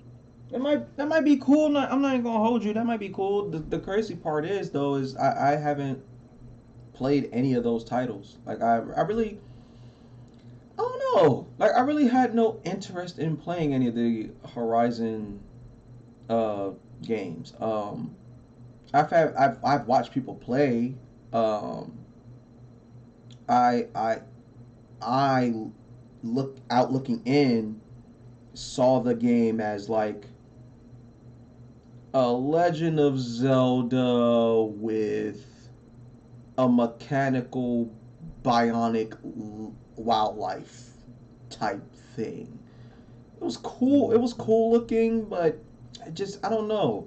I don't know if it was the main character or I don't know. I don't know why I was not willing to dive into that game. And that's what I'm saying. PlayStation, y'all problem is not your console. Your problem is you need games. That's your problem. If y'all could just get in y'all studios and make these games, y'all will be fine. Like, look what Xbox doing. Look what Nintendo doing. They making games. Now, granted, I still don't have an Xbox, but they made it easy for me as a PC owner to still enjoy Xbox titles. Y'all gotta do something about that, Sony. Y'all gotta do something about that. That's y'all problem. Y'all need good games. That's it. Y'all don't have a lot of good games right now. And the good games that y'all do have on y'all consoles can be played on other devices. Yep. So y'all problem is y'all need games. That's it. Oh man, what happened to Biggie? I guess Biggie will come back to us momentarily. But yeah, that's our thoughts on PlayStation Pro rumors. So what? So what if it's gonna be a little bit more powerful than our current PS5s? Where the games? That's it. That's it. So what? Oh, we improved the ray tracing. So what? We improved the teraflops. So what? We improved the frame rates, the ray tracing. So what? Where's the games? It's all that matters. That's all that matters. We need games. All right, moving on to the subject, man. I wish Biggie was here because I know he would have so much to say about this, but the Scarlet Cheeks controversy. Oh boy. And when I say Scarlet Cheeks, I'm referring to our newest PlayStation exclusive. Good job. I heard it's a solid game, but A lot of people are playing it for other ulterior motives. It's why I dubbed it the name Scarlet Cheeks. But no, no. Apparently, you got a handful of people that has spoken saying that our heroine of Scarlet Blade is too sexy for gaming. And we have You mean Stellar Blade? yes, Stellar Blade. Sorry, yes, Stellar Blade. I said Scarlet. Yeah, Stellar Cheeks. Stellar Cheeks is the joint. Yeah, you got one group of people that's like, she's too sexy for video games, which was the same argument with Bayonetta, but we saw how that went. And you got the other group that's like, hey man, leave it as it is. So the controversy is, from what I understand, the studio or Sony went back into the game and started to censor a lot of our main protagonists. What are your thoughts, Biko? Yo, this has been the most down bad version of gaming social media ever. Man, when I saw a petition to say bring back our prints, or I want to say the other thing, but we on YouTube and I don't know how this monetization works. But to bring back certain revealing things, I was like, man, y'all out here, protesting and hitting the streets with digital cheeks. I don't know how to feel about that, man. I don't know. Like, we out here, we got civil rights going on, being lost. We got wars going on all over the place, and y'all like, bring us our digital cheeks. We not going to take it anymore. I don't know, man. I was like, man, all the stereotypes they say about gamers, like I was like, this is all in this petition. But no, from the serious perspective about the game, I actually saw the demo of the game when the demo accidentally leaked, and some people got to play it. A friend of mine's got his hands on it, and he played through the entire demo and streamed it on Twitch, so I got a chance to watch him playing it. Right. It's an interesting game. It looks like it has some interesting combat in the boss battles. Yeah, combat looks fire. Yes, absolutely. Yeah. Some of the environments looked a little washed, though. I ain't gonna hold you. Like, they put all the emphasis in the character models for understanding. So we gotta put all the jiggle physics. We don't got enough of them shrubbery over there. We gotta put it all towards the jiggle physics. They said, look, the environment is gonna look really bad, but we got the solution. Put emphasis on the cheeks. Hey, ain't nobody looking at that grass. They looking at that ass. But, make her thick. Make her thick. But, I think that the game has plenty of fan service there. I think a lot of the censorship conversation is a little overblown, and some of it is just tying into this broader conversation around DEI and inclusion that's kind of gone a bit to the wayside. But there's enough there to enjoy the game if you're into those types of games. And I think if you're looking for fan service, there is plenty of fan service with that game. So I think some of the protest, for lack of a better word, is a little overrated. It's a little over the top. It is rather hilarious, and I remember this same exact thing happening to Bayonetta, but I don't think when it happened to Bayonetta, I don't think the community went as hard as they're going for this chick. I don't even know the main character's name. Is her name Eve or something? Is her name Eve? What's her name? I think it's Eve. Yeah, I think it's Eve. I only ever heard her called by Yam, so I don't know.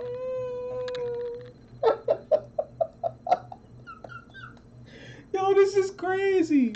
Yo, but yeah, YouTube, no, I'm sorry. like I said, I, for Bayonetta, it was a problem, right? I remember people like not protesting, but voicing their thoughts about it because at the time, you know, she easily replaced Laura Croft. Easy. Like Bayonetta became sex for video games, but um Yeah. nah, like with Eve, this a whole nother level of thirst, bro. I wanna I wanna understand, why do you think that is? Like what, why is the thirst factor for Eve way more dangerous than what it was when the same thing happened with Bayonetta? Is it perhaps a visual upscaling thing, or like what do you think, bro? This is crazy. I think it's more of a timing. So there's already a lot of conversation about, you know, the DEI, about woke, about these different types of topics. Uh-huh. Also, just for the YouTubeverse, the YouTube sphere, anybody else who may be listening, um, before you start commenting about DEI or about woke and these different things, please look up the meaning, because the meaning of those words change every 5 seconds depending on who mentions them. And it's just like, oh man, it's a headache almost listening to some people talk about these subjects. But it's kind of like on the tip of the tongue already, kind of going on and percolating. They had to think about the, oh my gosh, you know, the diversity consultants at like Sweet Baby Inc. that got people up in arms, and then while they're up in arms about this, they hear that, you know, Stellar Blade has been censored, when devs are just saying, hey, you know, we got a certain amount of time, we can kind of, you know, change this or that given our time frame. You know, it may not be the censorship that you're thinking it is, and still a lot in the game. It ain't like they turned her into a nun. Right. Yeah, I think it's just, it came out at a time where there's already focus on it. Right. And I've noticed, you know, taking this into a little different direction. I noticed that some of our female protagonists, as far as these new titles go, i.e., Horizon, um, Fable when it comes out, and it's another title. It's another title. I can't think of it right now. But our heroines are really not, you know, looking very eye appealing. It's almost like there's an agenda out there to purposefully make the video game females look less attractive for some reason. Like, Yeah.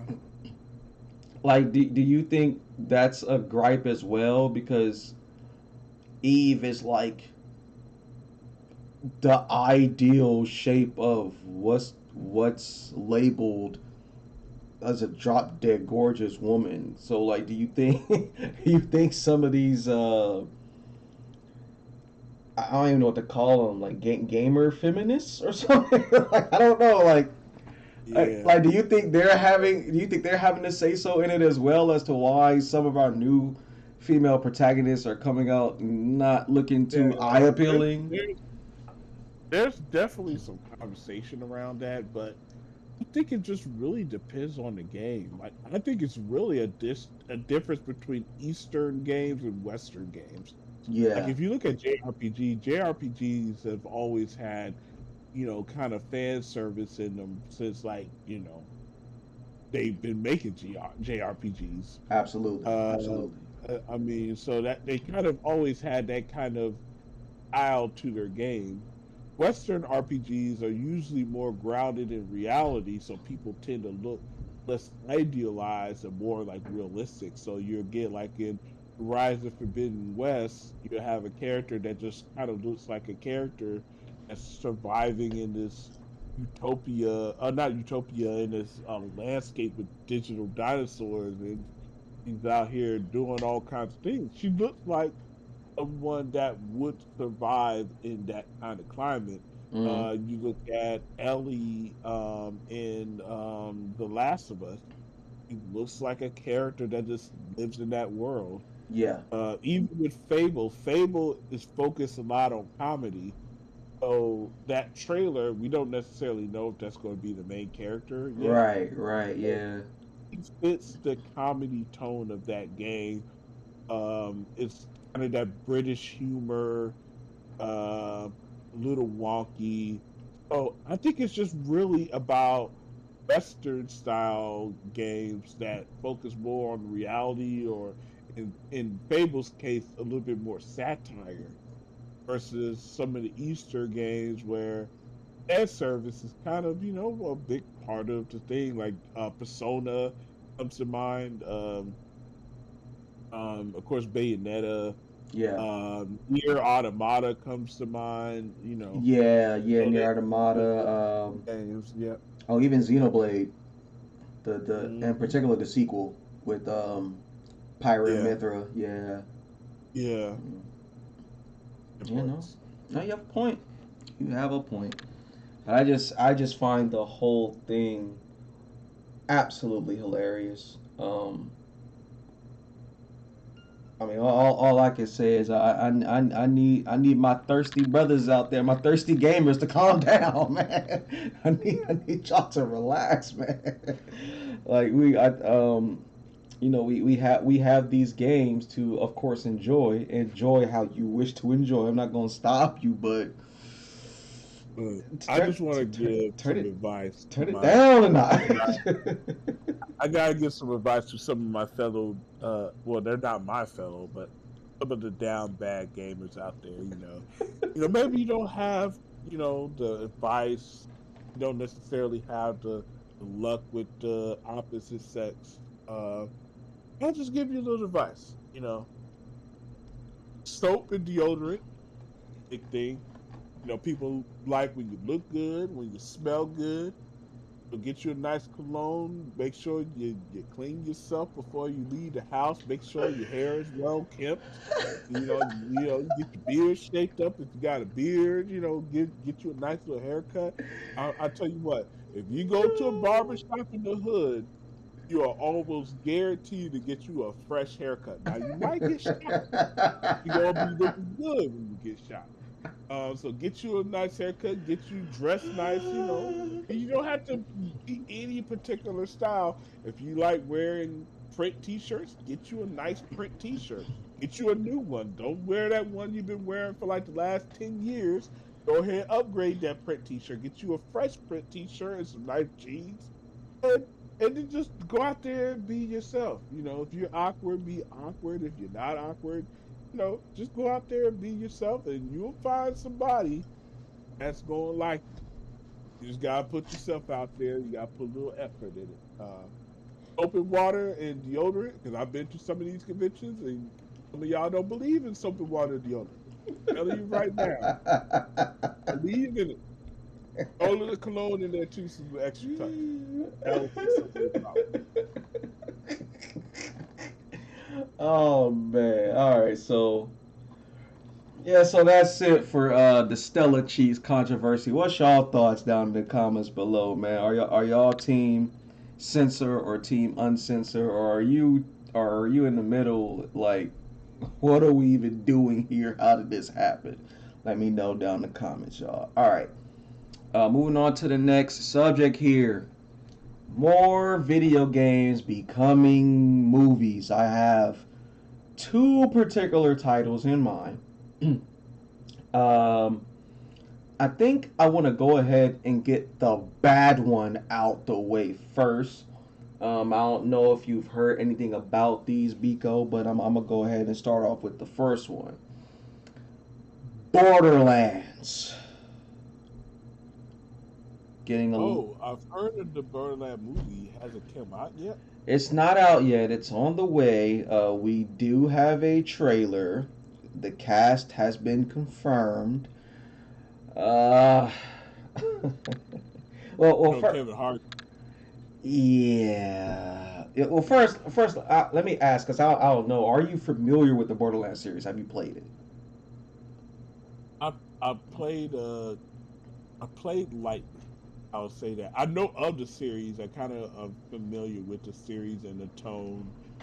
And I played like Borderlands, a little bit of Borderlands, like 2 and a little bit of 3. Okay. But yeah, I know I actually played more of the Telltale Borderlands game. Ah, okay. So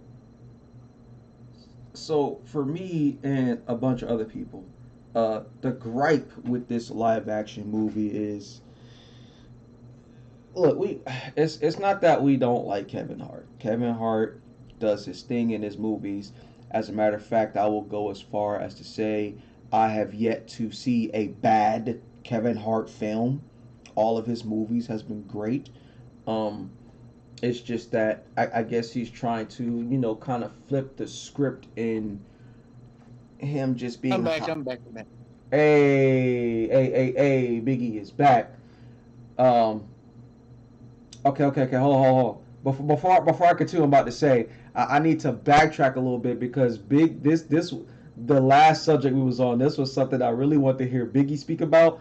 So yeah, the last subject, Biggie, we was discussing the Stellar Cheeks controversy. Oh boy. we was discussing that. You missed my soliloquy and my advice to the community and all of that. So I know you already know what's going on with it, Biggie, but we're curious to know what side are you on? Are you team censored or uncensored, man? What's your thoughts on this whole thing? I don't understand. I don't know. It wasn't like she full blown naked. She like other people. Like I done read other people's comments about.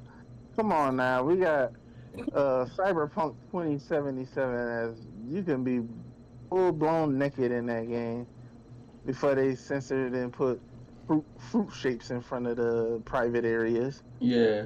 But you still got the tits out. Yeah. You can run around. I mean, you got all these other games. You got what's that other game? I think that survival game. Ark, I think. Is it Ark or is it the? No. I think I know what you're talking about. What is it called? Is it the Conan one? Is it Rift? No. But I know one of them survival games, you can pretty much have the characters butt naked running around. Yeah, you literally start with nothing. Yeah. Right. I think it's called Rust. I think it's called Rust. She got clothes on. It just jiggles like lovely. But what's the problem with jiggling? That man said it jiggles lovely. Come on, man. That makes no sense. Baby. Go ahead, baby. It's digging the baby. Come on, man. I mean, even the Nintendo, it's Nintendo games that's on Nintendo, a supposedly family-friendly gaming console that has these Japanese RPG games that allow you to sit up here to raise your character's power. You gotta rub on they chests and make them bigger and all kinds of stuff. They got. I mean, it's all kinds of stuff that this is a character that has clothes. At least they got clothes. That's because they're very revealing clothes. That at least they covered up. So what would you need to censor? Yeah. I don't understand. Sailor, they didn't even censor Sailor Moon as like they trying to sell it. Hilarious. Oh, now.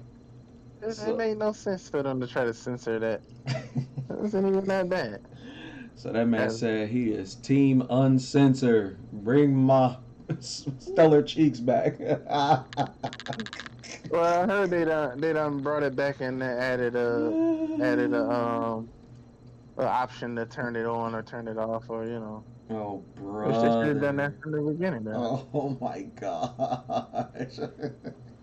Hey, That's they were out funny. here. Hey, them down bad folks were out here like make camel toe great again.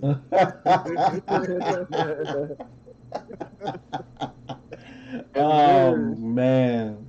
but but the sad part about that, they was even like that was even as bad as that was. They was I remember when they was even trying to uh talk bad about I think it was one of the Artilia Rise just because she had big hips and nice booty because I think what was that Riza, yeah, Artilia Riza, Mm, because of the main character had was thick. And they even okay. tried to complain about that just because she was thick. Like, what is these people got against thick chicks, man? I think like I told Biko earlier, I think it has something to do with some of these quote unquote feminist gamers that are the dominant male fan base of these video games are giving most of their time and attention to these graphics instead of them. So, I don't know, bro. I don't know. Mm-hmm. It's funny Right. though. It's funny. To me it's absolutely hilarious. Um but yeah, so y'all heard it. Y'all heard Biggie's side on that, John. I knew he would have so much to say on that cuz that's his game of the year, ladies and gentlemen. Stellar Play. Nah, I wouldn't go that far. I wouldn't go. Biggie has spoken. Yo, Goldie, Stellar Blade. Stellar cheeks for the W. But yeah, so all right, now we're going back to where he was at. More video games becoming movies. So yeah, I was to catch you up, Biggie. I was telling Biko about Borderlands and how like I said, we all love Kevin Hart as an actor.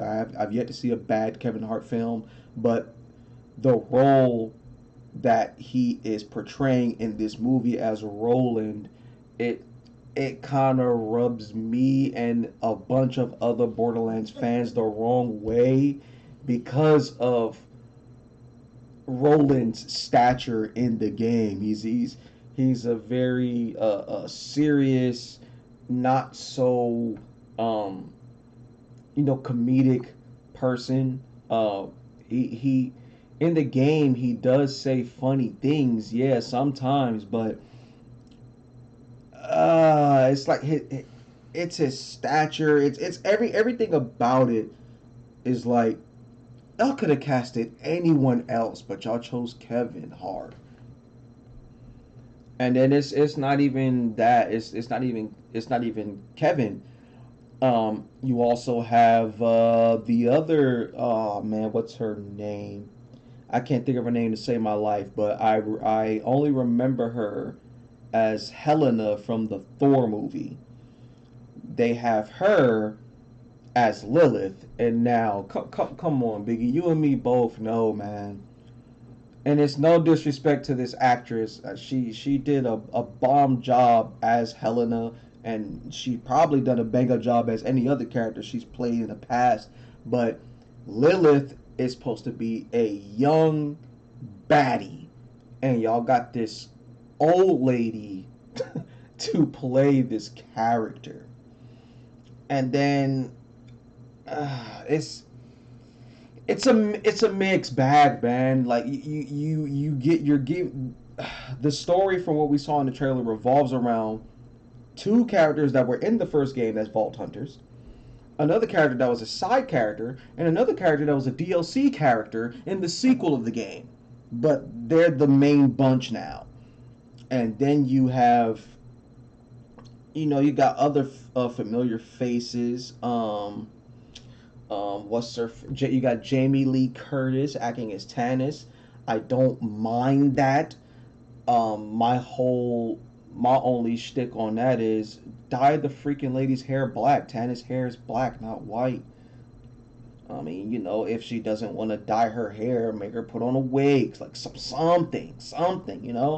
Just I don't know. I don't know. But I've seen the trailer, and just like other Borderlands fans, I'm scared. I'm scared of this film. It might be a great time. You know what I'm saying? The Gearbox or whoever was I don't know. Well, I don't know if Gearbox said it or it was a rumor, but somebody said that in this movie it's supposed to be an alternate timeline or an alternate universe of what happens in Borderlands. So I guess in that retrospect, okay, fine, but I don't know. I'm scared. I'm scared. I'm scared.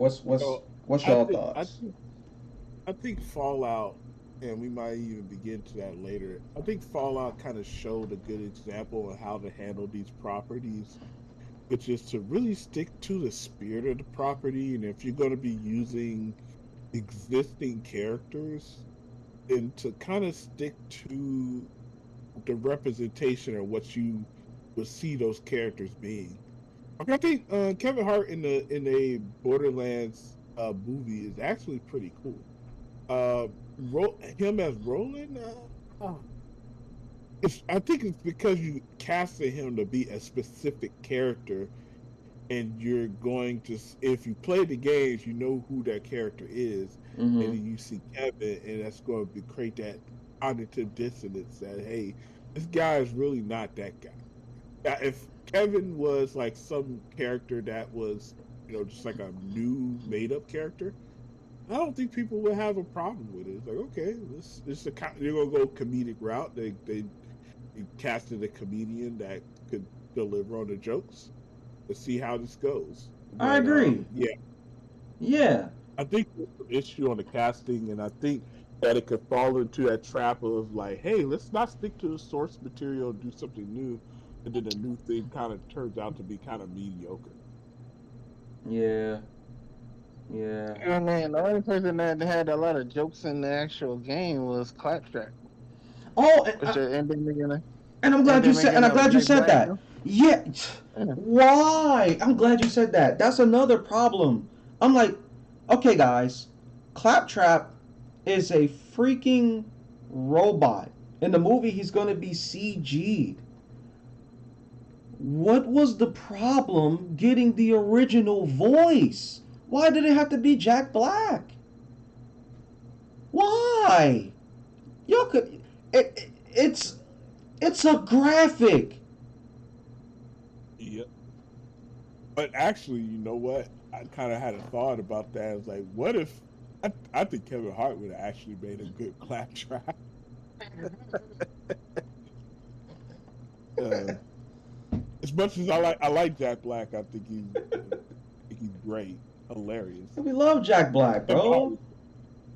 Kevin Hart would have been hilarious. I mean, especially like short dude. Like, come on, he Yeah, would have been hilarious. I'm gonna be honest. I wouldn't have been mad at that if they had Kevin Hart voicing Claptrap. But once again, it, it's a graphic. It's not even a real person. The original voice for Claptrap would have sufficed. Why did y'all not get him to be the voice?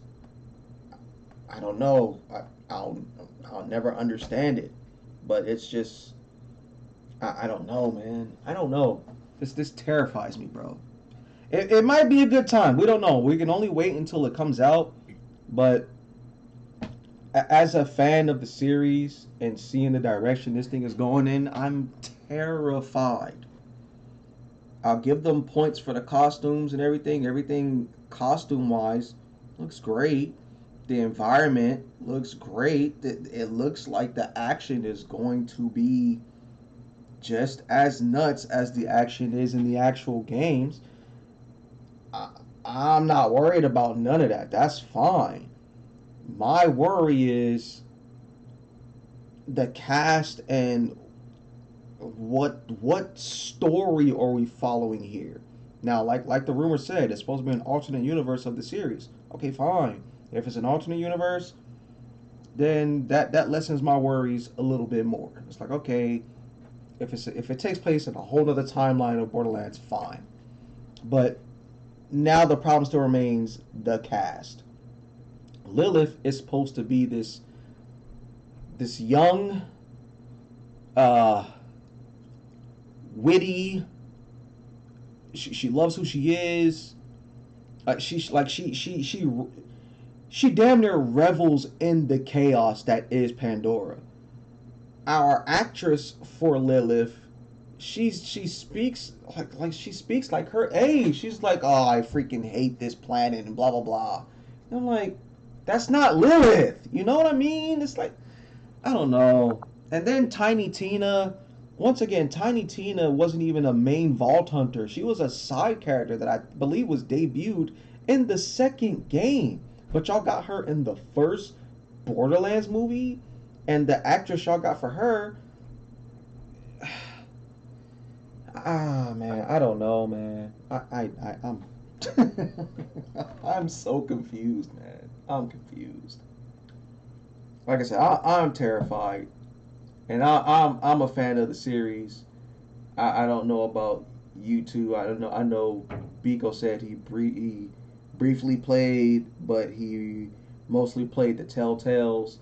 What about you, Biggie?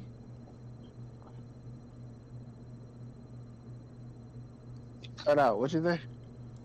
What are your thoughts on the Borderlands movie? Do you have any concerns, or like do you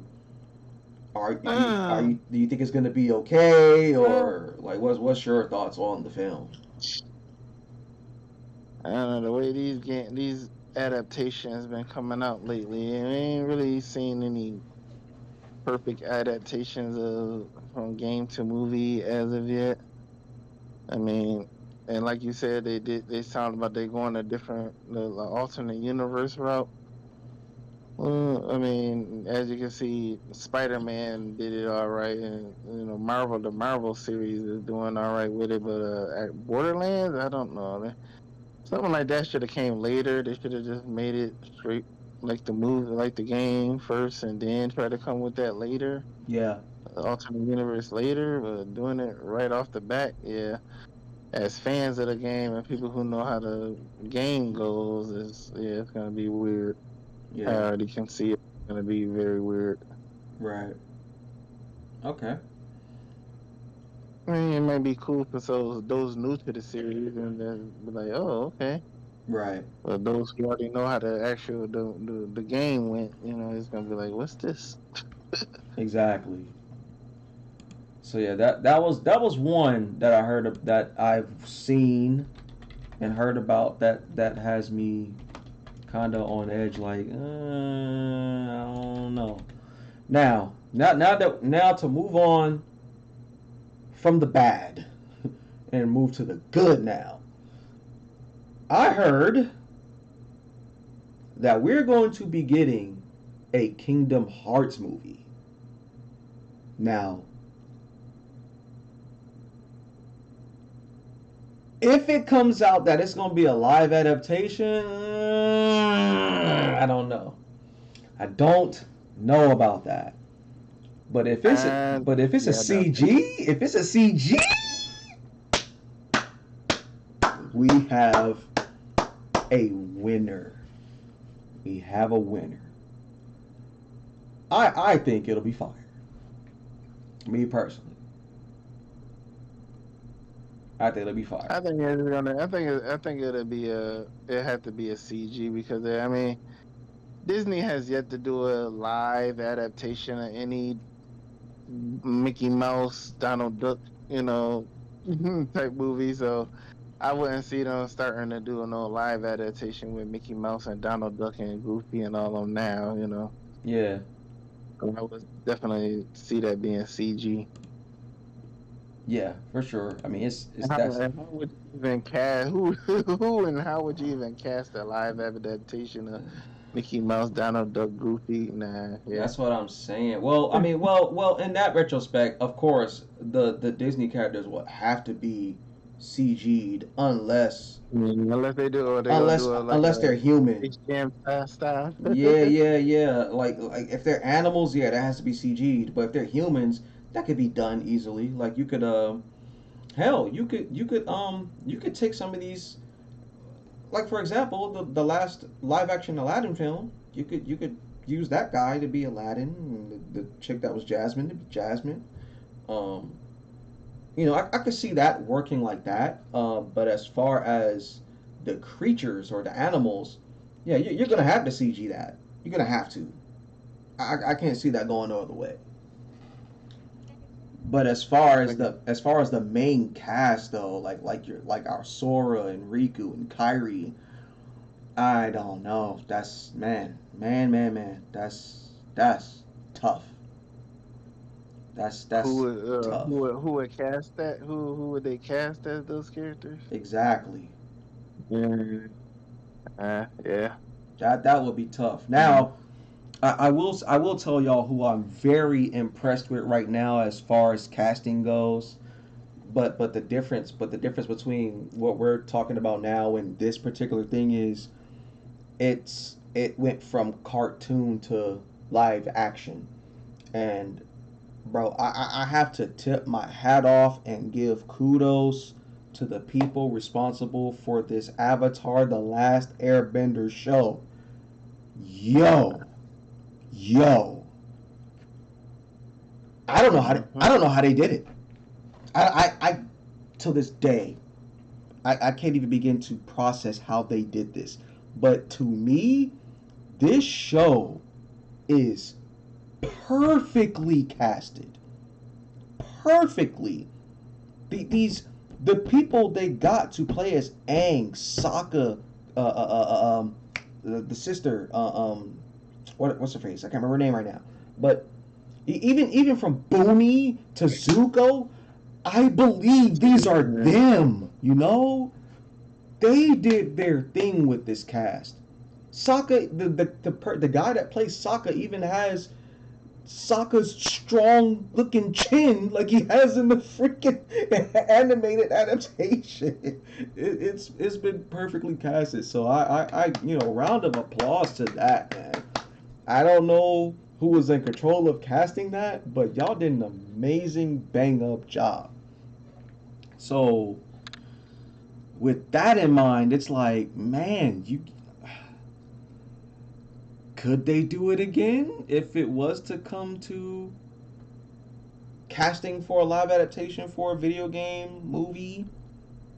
Who knows? I don't know. But I know Kingdom Hearts would be kind of tough because just First because thing they gotta do is fix that story because it's all over the place. nah, it's okay.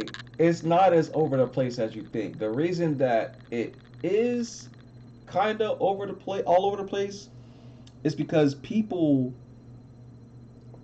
played the game in different orders. Like there's an order to play these games, and right now, if you have PlayStation Premium, you can get the Pokemon. What my brain went to Pokemon. You can The play the 1.5 yeah, to you can play the 2.5. 1.5, the 2.5. Those games.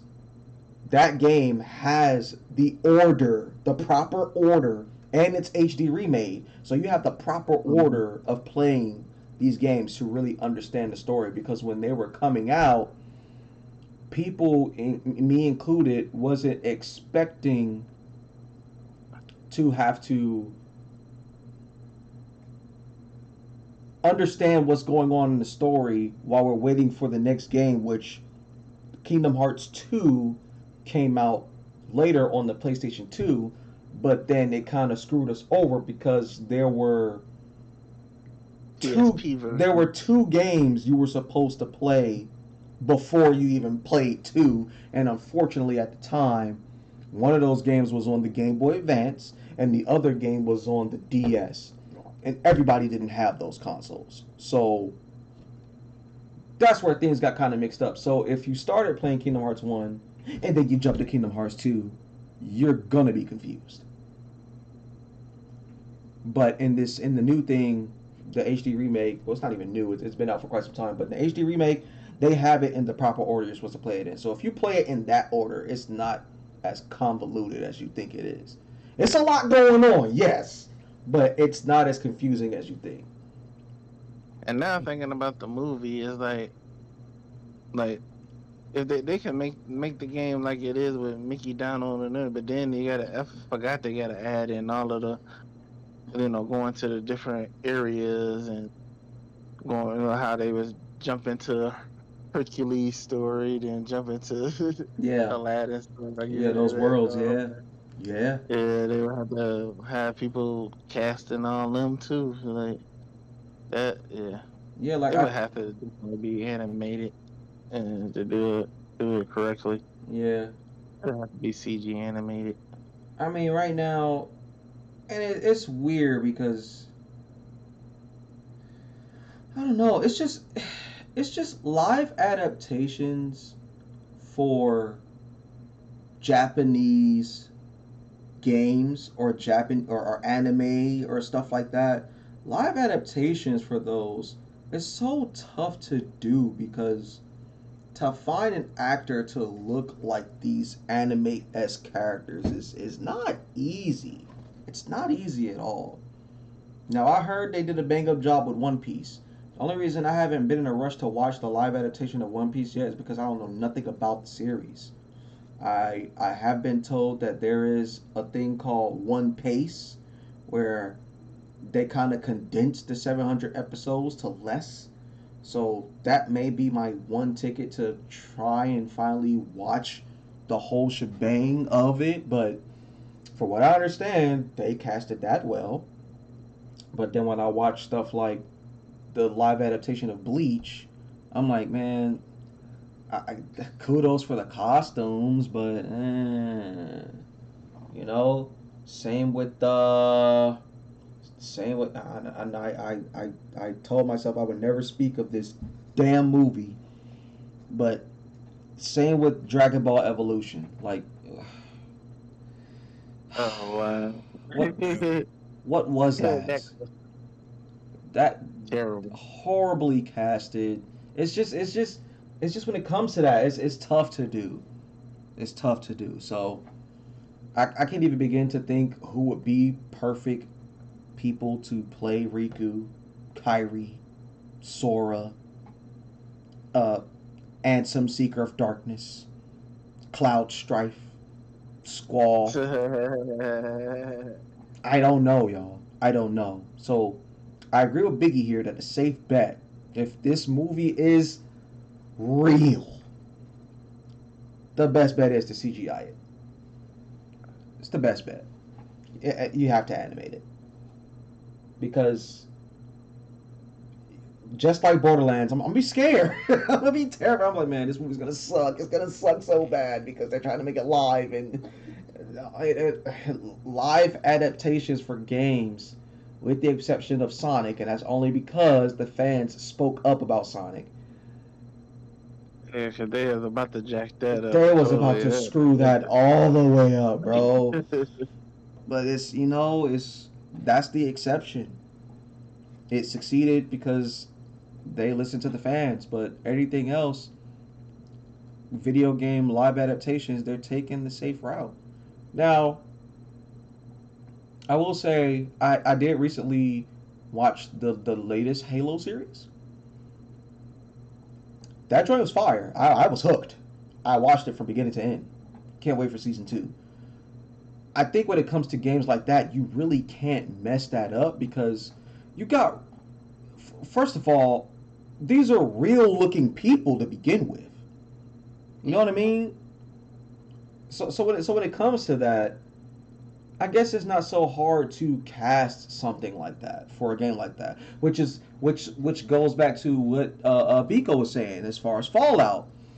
I mean, these are real looking humans. It's not tough to cast for stuff like that. Same with Resident Evil. It's not tough to cast for that. But they done had they done did Resident Evil both ways. They done had the animated series Mm-hmm. and the live Yeah, action. yeah. So Mhm. when it it's safe when the protagonists or the characters in general in these games look more human as opposed to anime and Japanese style games where these heroes got the spiky hairs and the Sephiroth long flowing white hair and the what I'm saying, it gets kind of crazy when it comes to that point, and this is why I applaud Square Enix for what they did with Final Fantasy Advent Children. They Oh knew, my goodness, I still love that movie to this day. bro. They knew damn Still well if they live adaptation that film, it would blow. It would blow. Mm. They knew that, and it pisses me off that you know, because remember Tekken had a live adaptation too, and that was hot garbage. It was it True. was Same with it was Street Fighter. trash. It was so Same with Street trash. Fighter. Like as far as the Tekken movie went, I'll give them points for the costumes. The costumes were on point. It was great. But I think y'all, they just had bad storytellers. The storytellers didn't do it like justice. the story was not. Bad storytelling, man. Bro, the story Same thing happened wasn't with the even the Street Fighter. same. It wasn't The even the Street Fighter story. same. How they try to do the Street Fighter series movie. It's just bad Yeah, storytelling. that Legend of Chung Li joint was trash. Trash. Now I will give a shout out to one. There was one Street Fighter film that I believe was done superb. I don't think it was done by a real studio or whatever. I think it was an independent studio, and they nailed this joint to the T. Like even from the casting and everything. Like I was hooked. This joint was fire. I think you can actually watch the whole film on YouTube right now, if I'm not mistaken. I'm gonna double check that now while I'm talking about it. But yeah, Street Fighter, Assassin Fist, dude. They did that joint nice. You're not putting the white curtain on it. That floor was flooded. Bro, nah, bro. This was fire. Yeah. So I just typed it in. Street Fighter Assassin Fist. Y'all can watch this whole film on YouTube right now. This is the best thing to a Street Fighter movie I've seen in my entire life. Ryu, solid. Ken, solid. Akuma, solid. Like it's the story of Ryu and Ken training with Goken Sensei. And it tells the origin story of Akuma. It's fire. And for it to be a fan studio film or whatever, and a lot of work has went into it too. Like I said, the joint is 2 hours and 25 minutes and 50 seconds long.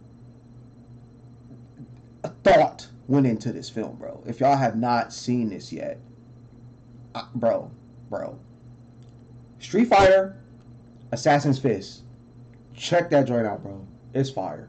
It's solid. It's yeah. I don't know how Hollywood messed it up, but these guys, they did the damn thing on that. That joint is fire. I can watch that joint right now. But yeah, so more video games becoming movies. Borderlands is coming out. I don't know if they gave us a release date on that yet. But it's on the way. Rumors of a Kingdom Hearts movie is in the works. Hopefully it's a CG joint. And yeah, I look forward to it. Anything else y'all want to add to that, or any other games y'all got in mind that would be cool movie adaptations, or? A lot of games. I would love to see a movie out of. Gears of War. Ooh, yeah. You can't mess that up. Because they're like real looking characters. I don't know who you would get to cast as Marcus Phoenix, but nah, that would be cool. That would be fire. I'm not mad at that. That would be hard. All right, so yeah, what do y'all think down in the comments below about the Borderlands movie, about the Kingdom Hearts movie? Let me know. They still never made a call. I'm surprised they never made an actual Call of Duty movie. You know what? And that would be so easy Yeah. to do, because it's just army Modern Warfare. Especially dudes. if they did Modern Warfare and did the whole series from 1, 2, then 3. You know. Yeah, because when I was 'Cause I just watching, started playing the campaign. I just hmm started playing the campaign, and I like it. I actually like the campaign. Yes, I'm having a lot of fun with it. that would be so easy to do, and it's not like it's boring. Like when they did the Mm-mm. trailer, for Modern War, what is it? Modern Warfare 3? What's the newest one? That's the one you're talking about now that you're playing? Yeah. Yeah. That was When they revealed that trailer, bro, I was like, bro, this is a freaking movie. I would watch this movie. Man. I would watch the They did the movie. graphics. They did the graphics great. Yeah, All right, so here we it's are. almost like real. So here we are. We are at the final segment of this thing. I know Biggie's ready for this, but I don't know if Biko is ready for this. I did drop the list in the Discord of what we're gonna be discussing. I don't know if he had time to make his list, but I think I'm gonna have I think I might have Biggie go first, or me and Biggie could just bounce off as we go down the list, and then give. We'll go first, and then we'll give Biko a chance to perhaps conjure up I'm his list as well. I'm pretty close to ready. Okay. All right. So here we are. I don't have them in order. That's the one part I don't have quite figured out. Okay. I do have. I think I can get close to 10 games there. Okay. All right. So here we are. We are in the last segment. Top 10 action RPGs of all time. Now, a while back, I did do a top 10 RPG list, and I know I made a lot of people upset. People were bringing in titles to my attention that I didn't even have in an honorable mention. And my reason being, I said this, I'm not, I don't remember if I said this in the video or not, or made it clear, but my reasoning for how that list turned out was because I was aiming towards a more traditional style of RPGs, i.e., turn based. So that's why some of those other titles didn't really make the list, because they were more lean towards the action part of it instead of your traditional turn based. So it was only fair that I came back with the top 10 action RPG list of all time. And who knows, y'all might be mad at this list. Y'all may not be mad at this list. But we're gonna see how it goes. So I'm gonna go ahead and I'm gonna let Biggie hit us with his number 10, man. What you got, Biggie? Okay. So if I had to start with number 10, I think a lot of people will probably agree. Okay. With the stuff that came out recently and stuff, but one of my favorites is, and I'm making it number 10 for a reason, because I got other games, but Mass Effect. Okay. Mass Effect. Okay. Haven't played it. Heard a bunch of great things about it. Okay. You haven't, Okay. you haven't played what? Look, No. first of all, What? No, I never played Mass need Effect. I never played Mass Effect. I need you to immediately after this podcast, hop on your PC and on Game Pass and play through all Right three. now. Bro, my backlog And is don't touch another video game until you're done with those 3 games. dude, my backlog is ridiculous as it is, bro. Fuck It's all your ridiculous other as it backlog is. stuff. We need to first things first. We need to get this Mass Effect out the way. And then you can play them I other believe you tier just said you games. never played that. I What? never played, bro. Never Oh played. my god. But I've heard great things about it though. No, Mass Effect is going to be on my list. But yeah, All right, Mass Effects. Beak, you ready? You ready for your number 10, Biko, or you still trying to organize Yeah, that my joint? number 10 is like a Yakuza Like a Dragon Infinite Wealth. So it's a game that I played Mm. this year, came out this year. It is like a sequel to the Like a Dragon game, which I thought was pretty good. But this one improved on that initial game. I thought it made it a lot more user friendly. And also, I mean, granted, it's kind of turn based, but this one actually does have a lot more action elements to it, like bouncing off of other characters.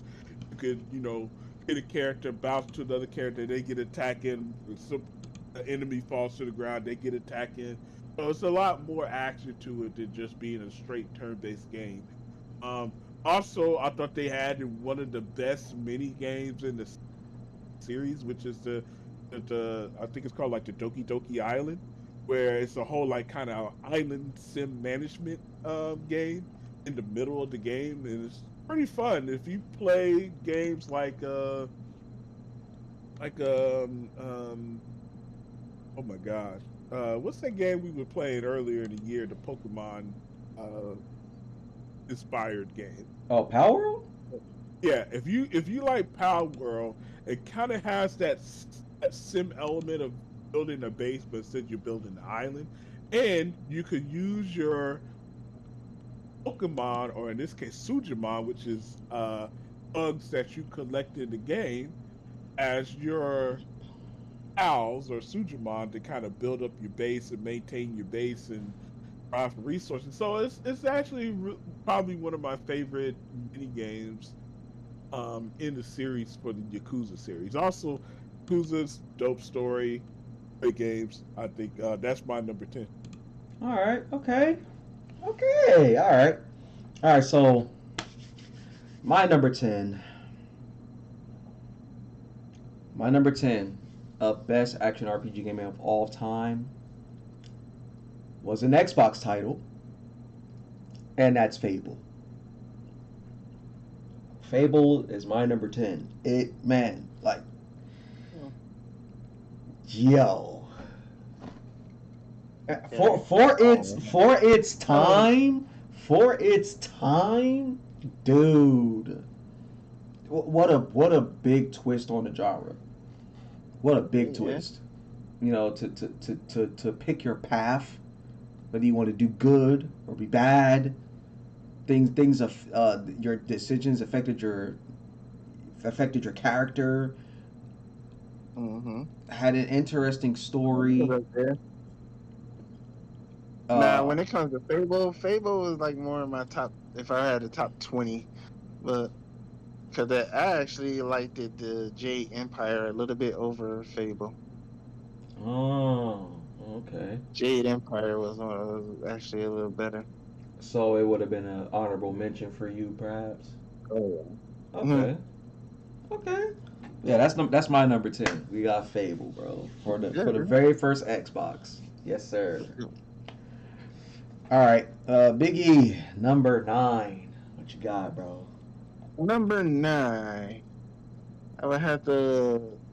At number 9, I would have to stick in the Nier Automata. Oh, Near Automata or Automata, however y'all want to pronounce it. Okay. Mhm. I haven't played that either, but I heard the fan service is wild.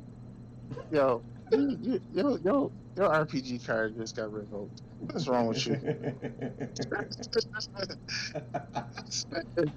How did you not? How you missed that one? Bro, I got too much to play. That's the problem.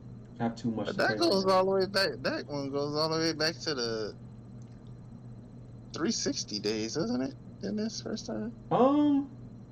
To be honest, I'm not sure. I don't remember what the first one No, was. I think it was PS4. I think it was for the first one was on PS4.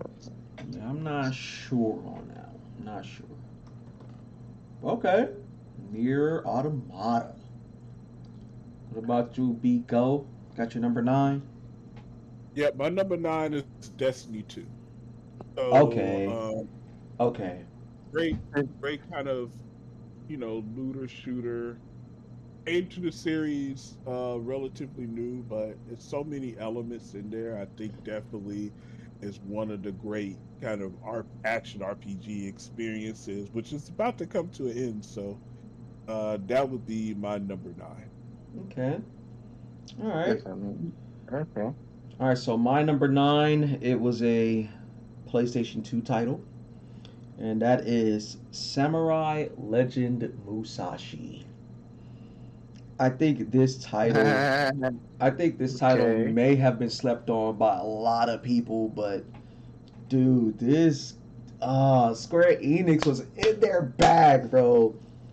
This game was so fire, bro. If y'all have never heard of or played this game, I highly advise. I'm mad that it's not in the PlayStation 5's library right now, but bro, emulate it, bro. I don't care. Y'all have to find a way to experience Samurai Legend Musashi.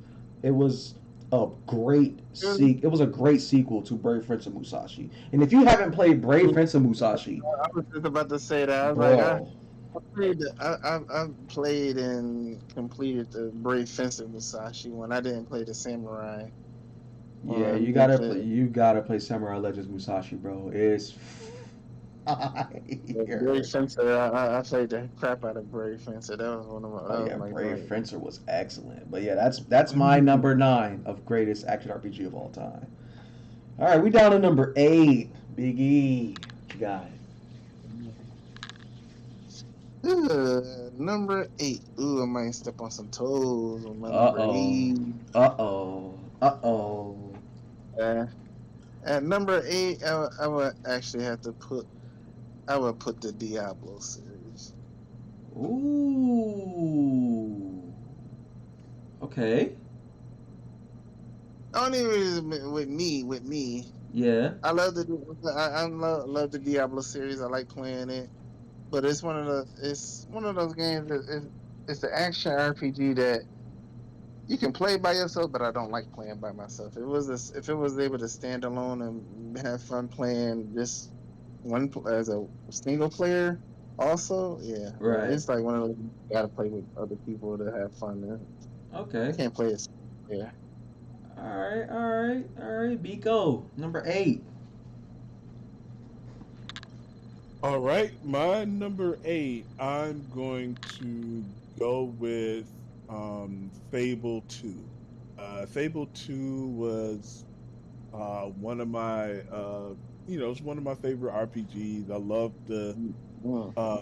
I just love the freedom that Fable brings and that whole like choices and consequences thing going on. Yeah. But yeah, Fable 2 is number 8. All right. Nice. Nice. All right, for me, number 8, greatest action RPG of all time. We are at another PlayStation 2 title, and I'm giving that to Devil May Cry 3. Oh my gosh, bro. For the longest time, that title was the best in the series, in my personal opinion, bro. In my personal opinion. The Awakening of Dante? Huh? So I said specifically number 3, huh? Specifically number 3, bro. The Awakening of Dante, the introduction to Virgil, like, oh, the whole thing was just like, this game is fire. I love this game, bro. Like, if y'all haven't, I can't imagine anyone not experiencing any of the Devil May Cry games. But if you're behind, get on it, man. Get on it. I believe they did HD remake the third one, but nah, you got to experience it for the whole ride. You got to gotta start at the beginning. DMC one. Yeah. Start at the beginning. All right. You like the 3 over 5, huh? No. When 5 came out, it changed. It changed. Not DMC. Well, not DMC. Not that trash. Well, I don't. No, I don't want to.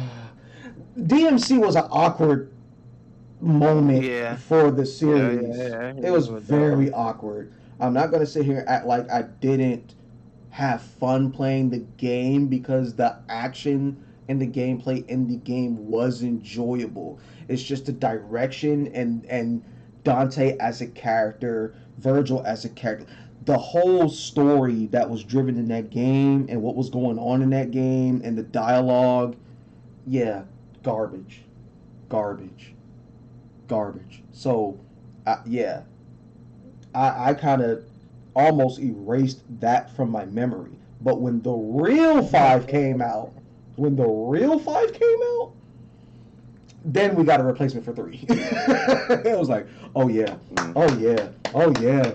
You got Dante, you got Nero, you got Virgil. We in here, we in here, bro. It's they did their thing, they did their thing. But before the real five happened, yeah, 3. Even when 4 came out, I was like, I liked 4. It was the introduction. It was our introduction to Nero. But yeah, DMC 3, bro, all day, the best. Well, 5 now, but if 5 didn't exist, yeah, 3. All right, here we go. Number 7. What you got, Biggie? Yeah, number 7. So number 7, I actually put Monster Hunter World. Yeah, I still play it. I still play World. Well, I play Rise too, but World was still a lot better than Rise. I In do. my opinion. I do like the Monster Hunter series actually. I mean, I never played World. I played a little bit of. True. I played a If you little like bit of Rise, Rise. I played a little bit of Rise, but for some reason, I'm not rocking with Rise. I don't know what it is about it that I'm not liking. It's sad because I would find myself wanting to play the very first one over all of them, which is weird.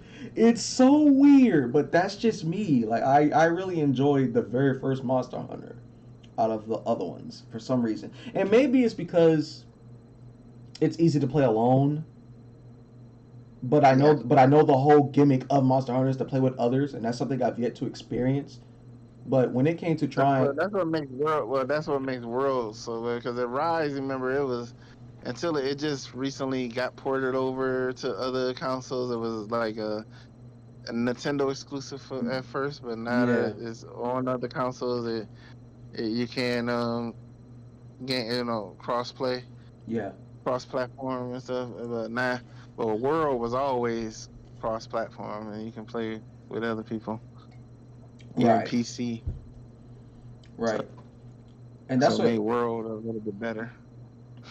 And speaking of that, the Monster Hunter clone Dauntless, the free to play Monster Hunter. Yeah. That joint was cool for a minute. Like I was enjoying the crap out of that joint for a minute, and I had access to the friends and all that. It was cool, but I don't know. Everybody's kept going back to World. That was it. It got They'll play that for a repetitive. minute, but then they'll go right back to Yeah. World. And for me, Because it got repetitive. Like it was like I felt like I'm fighting the same monsters, or I'm just I don't know. I don't I don't think know. they was updating Dauntless. I don't think they update. They was keeping it up to date. Like World. They updated it. They're keeping it up to date. They got different expansions and everything. You're right. Yeah. Okay. I think Monster. the last one, Iceborne. Or something. Iceborne. I'm not I sure, believe. but that's a solid Yeah. pick, man. Monster Hunter World, number 7. All right. All right. Biko, what you got number 7, man? Number 7 is Fallout 4. I started playing it a little after I started getting after I got into some other Bethesda games. Okay. Foreshadow. But I'm really digging it, especially now that they dropped the new texture packs with the next gen update. I've been really enjoying kind of the world and world of Fallout. I think it's a great RPG. Even with it having, some of the elements like the shooting has been a little bit dated. And I know other people like other games in the Fallout series better than Fallout 4, but I haven't played those other ones. So for me, my number 7 is Fallout 4. Okay. I have played Fallout 4. At the time I was playing it, I was enjoying it. I don't know why I stopped. I guess other games came out or something. I don't know. But yeah, no. When I was playing it, well, I was playing it at my uncle's house. So I didn't own the game. Maybe that's why I stopped playing it. But I'm pretty sure today. I mean, I even tried. I don't know if it's on Game Pass now or anything like that. But It's on Game Pass. I would be willing to get back into the series. But I really need to catch up on my backlog. But no, from what I played though, interesting. What was happening, the whole nuclear wasteland setting, it's pretty crazy. As far as Fallout goes, there's another Fallout title I played a bunch of, and it was rather enjoyable to me. And maybe it was enjoyable to me because it falls into somewhat of a farming simulation type deal, but Fallout Shelter for me was actually enjoyable, bro. It was fun. I took it to a whole nother level where I incorporated myself in the world. Like if I managed to get two black people to have a child, I would name it me, and then the rest of the vault would end up being my relatives. So I would have my family in the mix, or I even take it a step further. The first black family I get, I will give birth to my actual father, find someone that looks like my mom, or have someone else make my mom, and then before you know it, the whole vault is my family, my family and friends. I would have the whole vault incorporated with my folks that I care about. So, yeah, Fallout Shelter, and Fallout 4 were my Fallout experiences. For me, number 7, greatest action RPG of all time. We have a PS1 title, folks. And that game is Castlevania Symphony of the Night. Dude. You actually put that at number 4? I mean, number 6? 7. Number 7. Oh, you still on 7? Oh, dang. Dude. Thanks. Dude. Higher on the list. First of all, this game was my introduction to the Castlevania series. It was my introduction.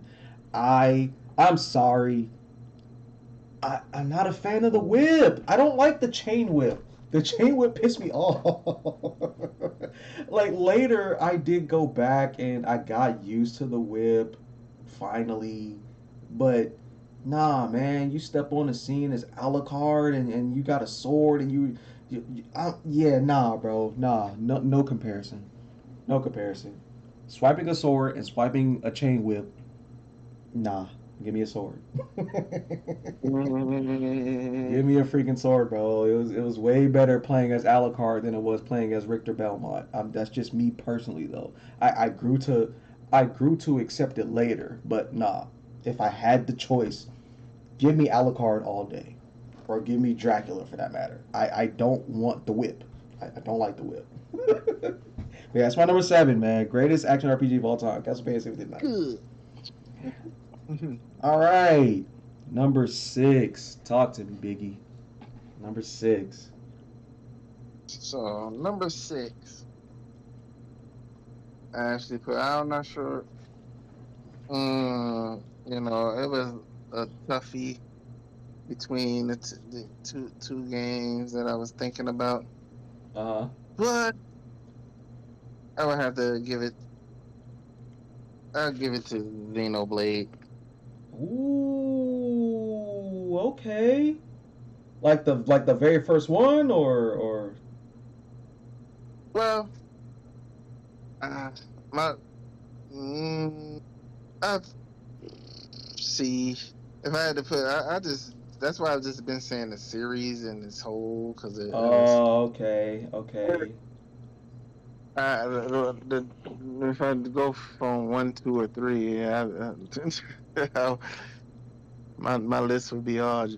Yeah, but I just put Xenoblade as the whole. But I love the rest of the game. The game series is awesome. Yeah, I mean, With the Oh, I guess three. The last one, three, being a lot of people putting it over the first one, but of course the first one had its issues, but the story. I'm going by the story. The story was still awesome. Right, right. Yeah, nah. Yeah. For me, when it comes to Xenoblade, my introduction was the third installment. Um, it's retarded, I know, but my gripe with the first two is the main character sucks, design wise. I don't like that. They don't look cool. They don't. Shulk does not look cool. Rex does not look cool. Like if y'all want to grab me in these RPGs, make the main character cool. Those We know you the trip master. yeah, They like ain't got it. Trip wasn't together. I want to I feel mean, there was great running around much as the main minors. character, not I mean, trash. what more could you get out of a couple miners? They're pretty much space miners. But that's just I don't know. That's just me personally. But no, that's I did. I mean, like I said, I did watch a whole YouTube video on the story. The story is very intriguing, so I can understand that. But y'all, I'm gonna need y'all to get y'all main characters together. Noah was perfect. Y'all nailed it with Noah. I like Noah, and the rest of the cast was cool too. I like those guys, but yeah.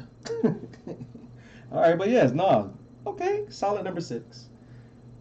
What's up, Biko? Talk to me, man. What's number 6? Diablo 4.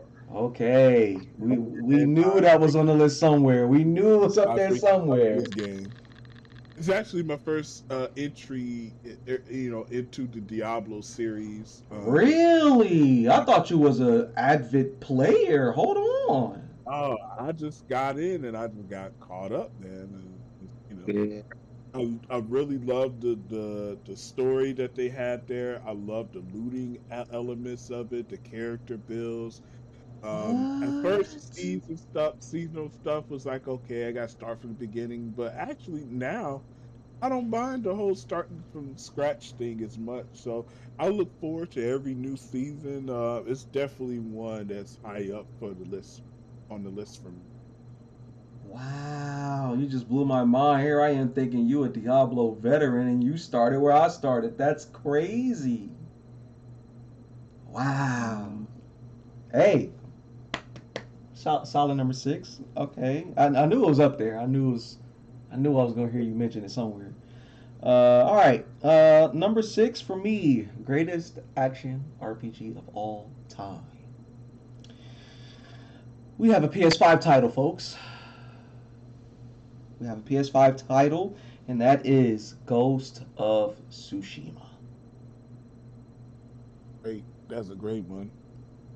Fantastic title. Bro, this game was a movie. It was a. That was It was, one of the first games I got on my PS5 when I got my PS5. the way they got Edo Japan to look, even when you're riding the horse in the fields, they got open world to look so flawless. I don't know how they managed this, but that is a very, very beautiful game to stare at for hours.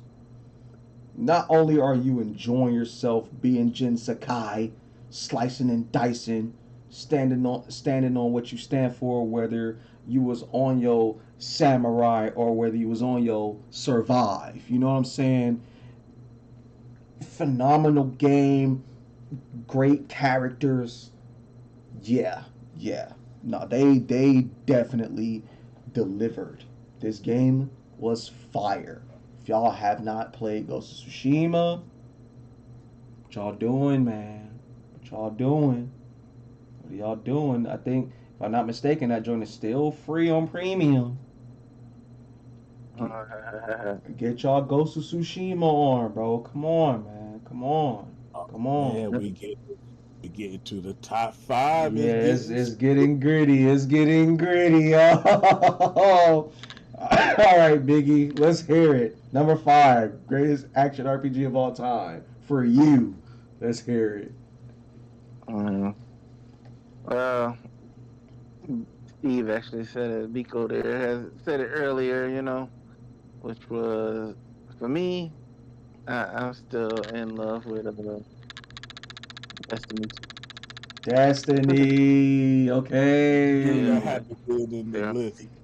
Knew it. Yeah, of course it is, man. That's why yeah, I still play that joint every day. Still my top, Hey. and I can't wait for the new expansion to come next month, June. Okay. And it'll Okay. be final shape. I'm gonna be on it. Join me.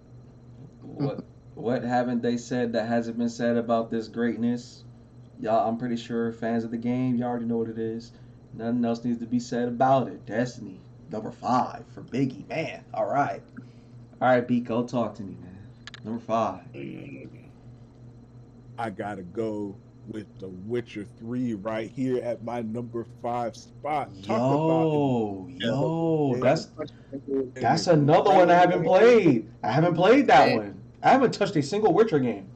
Not a single one. show. Yo, we gonna jump you after this podcast. I play these doggone games. No, you know Witcher what? 3, that's You fact. know what? I'm not even gonna hold you, bro. Like I watched Nines play it. I watched him play it, and it just didn't. I don't know. It didn't grab me, man. Uh, if you like Zelda, throw Zelda out the window. Witcher 3 is where it's at. Nah, I can't. You'll never find me throwing. Nah, Chief. The incredible story, the elements of you got to manage your oils and your potions, your concoctions, like playing the main character is like a dope character. You know what he does that Link doesn't do? Talk.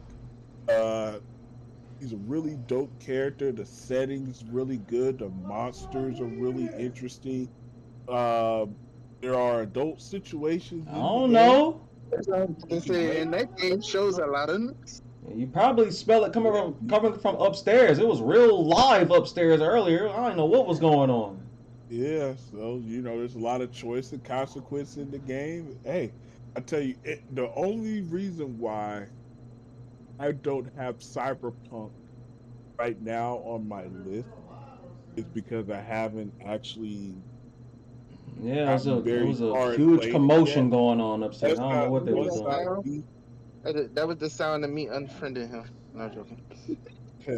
once I beat Cyberpunk, it will probably be in this top 10 list. But for right now, it's just Witcher 3 for me. I actually don't.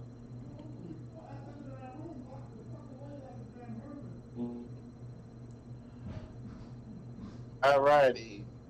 All right, so Strange. All What right, you so got? here we go. Getting down to the gritty here. So number 5 for me, greatest action RPG of all time. God of War 3, man.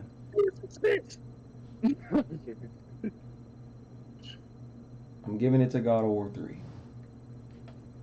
God of War 3. He Yep. didn't say Ragnar. He said 3. 3, a PS3 title, bro.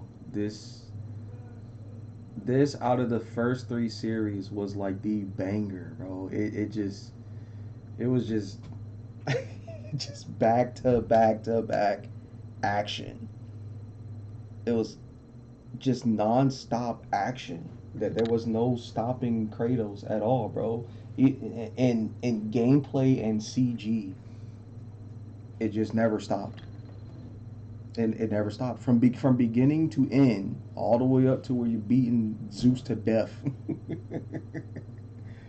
Yeah, man. Yeah, man. God of War 3, bro. That's number 5. Greatest action RPG of all time. All right, Top Big. 4. Here we go. Big E, number 4. What you got, bro? Alright, so we're moving on to number 4. Yes, sir. Number 4. It's oddly enough, it's a lot of the ones that I put on my list. Damn, it's hot like that over there. What the fuck? Cause I put as number 4, I put Cyberpunk. Okay. Yeah, Cyberpunk is that's a good one. I gotta beat that game. I just haven't gotten around to it. I got stuck for some reason. I'm stuck fighting that freaking tank that you got to fight when you fell into the basement of that building. Mhm. For the new expansion, Santa. Yeah, I got stuck when after falling into that basement, and I never went back to it yet. Yeah, You gotta. I've only watched, so I never really dove into it. Plus, my computer's weak, so I can't really I have it on Xbox, but I'm double dip and get it on PC. I'm just waiting for it. You know, it goes on sale periodically, so I'm gonna grab it on a sale. Okay. All right. Man, number 4. Wow. Man, I can't wait to hear these top 3, bro. Oh my gosh. So You got honorable my mentions, number, Biggie? my number 4, well, Cyberpunk was actually my honorable mention. I didn't put it on a list because I didn't play enough of it, Oh, okay, but okay. it's going to be on my list once I actually play through it and beat it. I could tell just from playing the game that it's going to be one of them games. Okay. Um, All right. So for you, number 4, what you got, man? so one thing I just noticing, I don't have any Japanese games on my list, Hey, it's nothing wrong with that. and it ain't gonna be none in the top 4. So my number 4 is Mass Effect 1. So me and Biggie have some of the same games, but I've been like doing them individually instead of the series, so I have a lot less games that are going to be in this list. So Mass Effect 4, I'm gonna chop it up to what you said at the beginning that you didn't really make your 1 through 5 correctly, or 1 through 10 correctly. You just got these things all out of order, man. That darn. Mass Effect 1, incredible game. One of my favorite games of all time. Um, um, not much should be said. It's not much you could say that hasn't already been said. Introduce an incredible villain, introduce a great world, introduce a really interesting, compelling story. The morality system was really dope. The only knock I give on the game is that the cover shooting system for the first one was very raw. This was the first game. The mechanics were kind of really bad when it came to shooting. Like to me, the only thing that felt okay to shoot was the pistol. Everything else, every other gun was just super trash to shoot. But the Legendary Edition fixes a lot of those issues with the first game from when it initially launches and kind of upgrades it to kind of the more modern version of the other two. So if you've never played Mass Effect, like a certain somebody in this chat, I'm not gonna name names, but playing the Legendary Edition is the best way to play Mass Effect. Get into it. It really updates that first game. It's still gonna feel old if you never played the game because you know it's a 360 game, but it is going to be an incredible experience. So yeah, Mass Effect 1 is my number 4. Hey man, don't judge me, bro. Don't judge me, bro. You've been judged. You've been judged. All right, number Like 4. 3 games that you haven't played yet, and that is like, All come right, on. all right. Especially So, the Mass man, I mean, they're like 96 Metacritic. I'm Like, come on. sorry, y'all. Like other titles had my attention. What you want me to do, bro? What you want me to do? All right. For me, greatest action RPG of all time. Number 4. We have another PS3 title on our hands, and that title is Far Cry 3. Dude, Okay. I see that. this Okay. Speaking of honorable mentions, that was actually one of my honorable mentions. Yeah. This was my introduction to this series, and oh my goodness, was it a ride?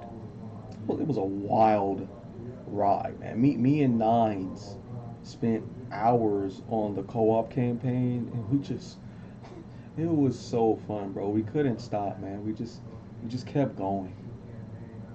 We kept going, couldn't be stopped.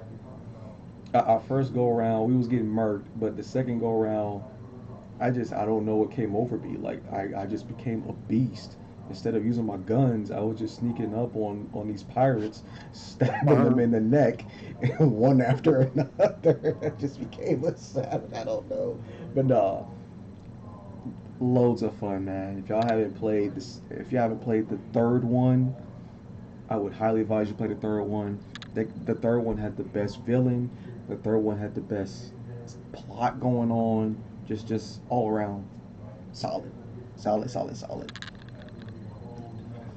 All right, here we are. Oh man, top three, top three. Three. What's good, Biggie? What's good? All right. At number 3, Uh huh. I have went with um the Final Fantasy VII remake. Okay, okay. I knew that was coming. Oh, I knew that was Oh coming. yeah, it's coming. I knew it was coming. But I put it at number 3. See, That's respectable. I mean, it they did flip the script on that one. The little bit I did play of it, it was cool. I just gotta bring myself to finish it because once again, when I had the hype for the title, they waited too long to give me the freaking title. So right?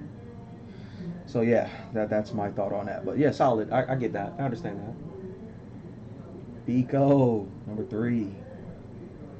so three is Mass Effect 3. Oh, The finish, Mass Effect the is dominating the finishing list. culmination. I know. You see, like that's why I just put it as a whole series, man. I just like the whole series. You Mass Effect 3 know? culmination Separate. of one of the greatest trilogies of all time, in my Mm. opinion. Has such like heartfelt moments in there. The gameplay and it was the best in the series until Andromeda came out. Like Andromeda had the best play, had the best gameplay, but the worst story. And this one had the best of both worlds. It had better gameplay and still a really great story. Um, I thought the ending initially, it was a little bit controversial, and people felt like okay, uh, their choices, their freedom was limited a little bit because they was forced in either one direction or another. By the time you got to the end of the game, and they did update it, so they did throw in an additional option there. But yeah, it's not too.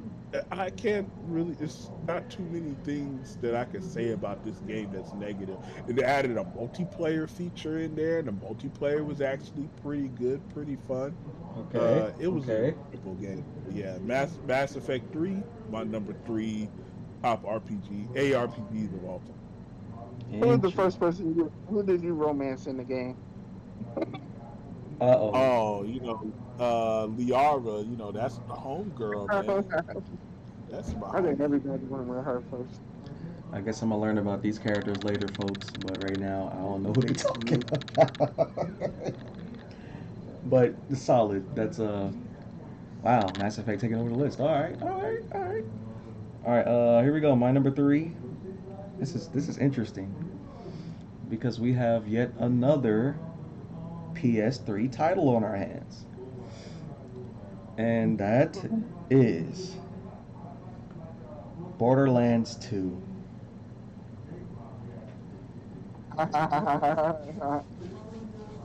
This was my introduction to the series, and ever since then, I have been a fan.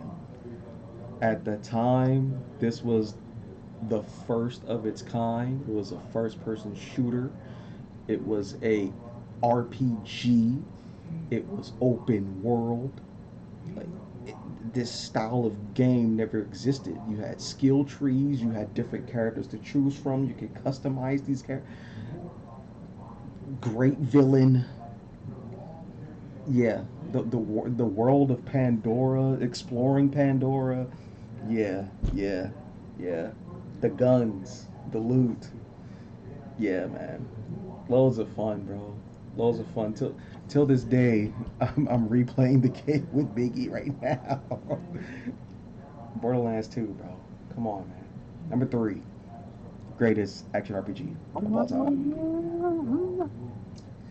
All right. Oh man. Oh Oh, shoot. man. Number You 2. spicy? Number 2. What's up, Biggie? Number 2.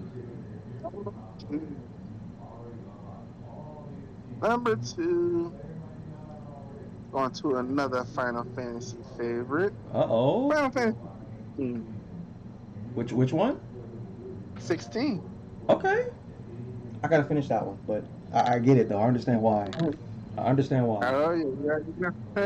I understand why. No, so far the game is Fire. fire.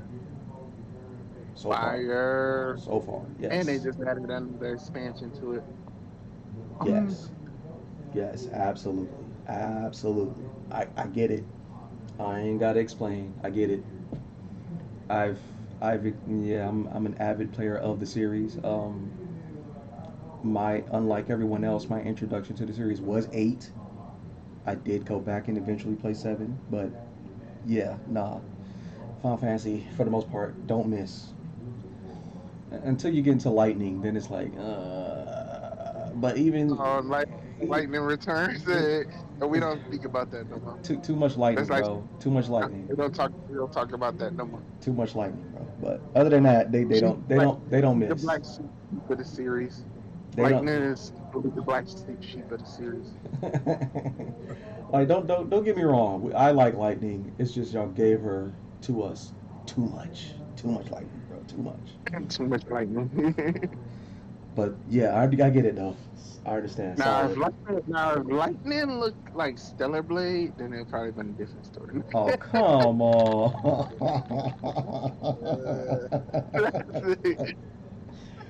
All right, Big B go. Number 2, bro. Yeah, so this one was a tough one for me. But the order of these may change later in the year. For me right now, Starfield is my number 2 favorite action RPG of all time. This game is incredible. I got over You got it at 300 number hours. 2. You said it. If you probably can I figure can hear what my what your number number 1 one is. is if you've been keeping count, because it was you can probably figure out what my number 1. But let me tell you about this game right here. The best new game plus in any video game ever. That whole prestige system incredible. The story really good. The side missions has some of the best side missions out there. Particularly, really love a couple of the side missions there. There's a wealth of content there that you can enjoy this game for time in and time out. And this is going to be like, people were talking about game of the generation. This is one that I'm just going to be playing throughout the generation because there's just so much content there to just go and just explore for a little bit, hop on a few planets, commandeer a few ships, run a few missions, and really just be this badass space Jedi pirate, whatever you want to be, as you go through these different new game pluses. So yeah, Starfield is my number 2. And I'm actually checking to see how many hours I got in it at this point. I want to say, let's see, 9 days, 17 hours, and 15 minutes, however many hours that comes out to.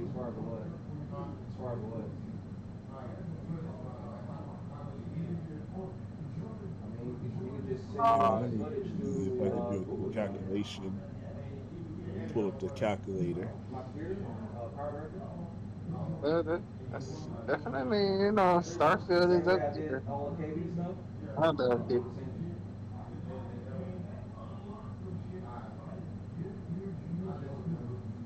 So Starfield, number two for me. I still got to get back in. I still wish the game was multiplayer. That's the only downside. I wish it was multiplayer. Yeah. The crazy thing is, I lost some time in that. Like that, I'm looking at my Xbox app. Some of Mhm. my time is missing. I don't know if it's because I had some corrupted files that I had got rid of, or maybe something like that. But yeah, great game. Crazy. My fault, folks. My fault. I had someone knocking on the door. I had to let them in. But all right. Gave you So more time to talk about Starfield, so not too bad. Yeah. yeah, we know this guy has an infinite love for Starfield. Oh, we got Cliff Jumper in the building. Want to know what else is a great villain? Kingdom Hearts final makes the final. Yo, that's comedy, bro. That's hilarious. Yeah, Cliff just got into the Kingdom Hearts series. He played the final mix. He's not a fan of Ansem right now. He hates Ansem, Seeker of Darkness right now. Yo, welcome to the stream, Cliff. I'm glad to have you here. That joint is comedy, bro. I watched him suffer that whole live stream of his playing that joint. But yeah, going back to Starfield, I get it, bro. I already know you are the spokesperson for Starfield, and Starfield is not bad either. Like from what I was able to play myself, due to my trash PC, what I was able to enjoy, I can see why folks is raving about the game. The game is fire. It's hard. I just wish I could experience it and have y'all experience it with me. But unfortunately, until I get a upgrade on the PC or until I finally say screw it and get me a Series S, it's gonna be a while until y'all see me dive into that game. But yeah. Hey, I got a new way that might work for you. Uh, Try FSR3 with FrameJet. It's not hardware driven, so I know you can't use Nvidia,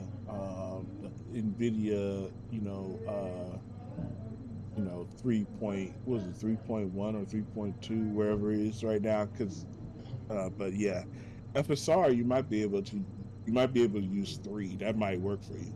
Okay. I'm gonna have to see him look into that. All right, here we go. My number 2, greatest action RPG of all time. It's funny that Cliff is here right now because this it's so ironic that this happened. My number 2 is a PS2 title, and it is Kingdom Hearts 2.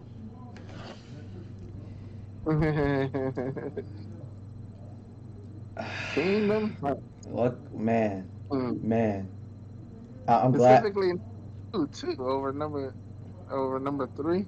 Well, I had to finish 3, but The only thing I say that because the number two is it was a great it had a great story to it, a part of the story. like, bro, Number three I seemed like keep it going fixed all of back the to it. issues that number two had. Though that's the only thing I say. Like, I always find myself wanting to go back and play 2 for some reason. Like, I don't know. Like, I can't put a finger on it. But 2, not saying I didn't enjoy the first game, but something about 2 I had the most fun with, the most, and I guess it's because maybe it's the most active in the series, building up on what happened in between all that nonsense that I skipped. So it was like I'm really catching up to the bulk of everything of what was going on, whether as opposed to actually being caught up at what happened by not skipping the first 2 that was on the Game Boy Advance and the DS. So I don't know, but Kingdom Hearts 2. Yo, like I said, I'm glad Cliff got into the series. Like, if y'all have not played Kingdom Hearts, folks, it's on PlayStation Premium right now. You can play. Matter of fact, and the third game is on PlayStation Premium. So you can literally play the entire series right now for free. The entire series. The 1.5 2.5 final mix has the first 7 titles, and then you can get 3 for free. You can play the whole thing. What are y'all waiting on? Now, if y'all had the same gripe I had when the game first came out, and you're like, why the hell am I playing a game with these goofy Disney characters? Don't pay attention to that. Do not pay attention to that, because actually the Disney characters actually adds the magic, but I guarantee you will enjoy it for the main characters. I promise. I promise you. I promise you. All right, we're down to the number 1 slot, y'all. But before we get into our number 1s, we got honorable mentions. Well, I got honorable mentions, but I'm gonna go ahead and let Biggie, if he has any, go through his honorable mentions first. So, Okay. so, Okay. so what's some honorable mentions you got? Honorable mentions. Honorable mentions. Of course, we have to honorable mention. Uh, I have to say Zelda Tears of the Kingdom. Okay, respect, Okay. respect. Uh, Red Dead Redemption 2. Oh yeah, respect. Yeah, yeah. I recently started playing that. Yeah. Well, I've been playing Cool. online. I've been playing online. I haven't been playing the actual story, but nah. I can tell. I just have a feeling that if I was to finally do the story, yeah. I get that. I understand that. Okay. Yeah. Uh, and I'm gonna just add one more, which I would have put on this list, but you know, Diablo 4 took over a lot of the Diablo series games. Okay. But if you ever go back and play Diablo 2, oh my God, Okay. you wouldn't be sorry. Okay. Mm. All right. Pico, honorable mentions. Yeah, honorable mention. So one is a game that's technically not fully out yet, which is No Rest for the Wicked. It's a top-down ARPG, Diablo style with Souls-like combat. Okay. Um, Made by Moon Studios, the same team that makes Ori and the Blind Forest. Right now, it's in early preview. Right now, it's only available on PC, Okay. but I think it's going to come to everything. But even an early preview, it is fantastic in my opinion. I think it's going to be really good. Okay. There's going to be multiplayer added. There's going to be, a crafting and cooking and all kinds of things. So it's a really interesting game. I think it might sneak up into the top 10 next year. Okay. Yeah, yeah. Another game I got to throw out there is Outriders. It is one Oh that I've been really yeah. with, Outriders. particularly with the Yes. boy Biggie Yes. here Yes. running and gunning. Outriders has been a really big one for me. Okay. Um, One that's going to make it into the top 10 list after I've actually get into playing it more than like 30 minutes is Cyberpunk. Um, Okay. that game looks incredible. Like that is a visually stunning game, but it just really like um, feels like a really interesting world to be in, or at least to be watching. So I think that one is going to be really great too once I finish it. Okay. Any more? That's it. I could keep going, but I'm gonna end it We can there. go all day with honorable mentions. 'Cause I well, just that well, got crazy. I do have a list here, and I I look, man. I did my best with this list because I know that there are some titles that hasn't been said yet, or is not nowhere near to be found on our top tens. but I just believe these titles deserve to be mentioned, man, because they respectfully delivered in the genre they're a part of. So we got Spider-Man for PS4,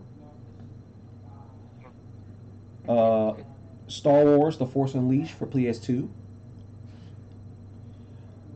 We have The Legend of Zelda: Breath of the Wild on the Wii For U the what? when it came on the Wii U. Yeah. Um, Super Metroid for SNES. Legacy of Kain: Soul Reaver for PS1. Oh, he doing ooh, Uh, do that. Yeah. I did have Diablo as an honorable mention. Now this is before I got into 4, but I made sure to throw it in there because I know how great that title is. I just know it's not mentioned by a lot of people for no reason. So Diablo as an entirety. Um, Dissidia Duodecim Final Fantasy for the PSP. The controversy. Hmm. Uh, Skyrim for PS3. Oh, okay. Uh, Okay. Bayonetta Hang on. for PS3. I think And it's kind of wild that none of us said Skyrim. and Yeah. last but not least, Metal Gear Solid for PS1. The first one or Snake The Eater first or one, the first one, the okay. first one. Those are my honorable mentions for action RPGs. They did their job, they delivered, but it didn't cut to the top 10 for me. So, Skyrim, Skyrim was it would have been one of my honorable mentions, definitely. all right, here we I go. mean, some of the newer games like the Grand Blue Fantasy. Uh, uh, I actually enjoy Forspoken, even though a lot of people ain't play, don't like it or whatever. But Forspoken was pretty cool. Right.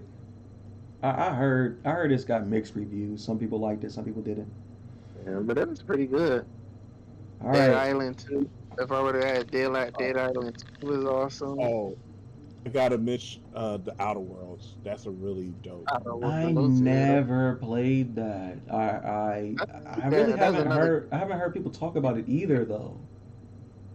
that's another game that was awesome, but I hate that it was single player. I wish it was on multiplayer. Mm, okay. Yeah, it would have Mm, been interesting as a multi. All right. definitely. It's time, guys. It's time to step on some toes. I know our number ones. It's gonna probably piss off a lot of people, man. Especially mine. Well, no, I don't think mine's gonna piss people off. I think they'll understand 1,000%, but we'll see. So, Biggie, hit us with it. What is Biggie's number one greatest action RPG of all time? So mine's definitely gonna step on some toes because of mine just it's one of those hidden gems that people probably never heard of, probably have heard of, but it was pretty. Got a pretty good score on the Metacritic, up in like 92, I believe, or something like that.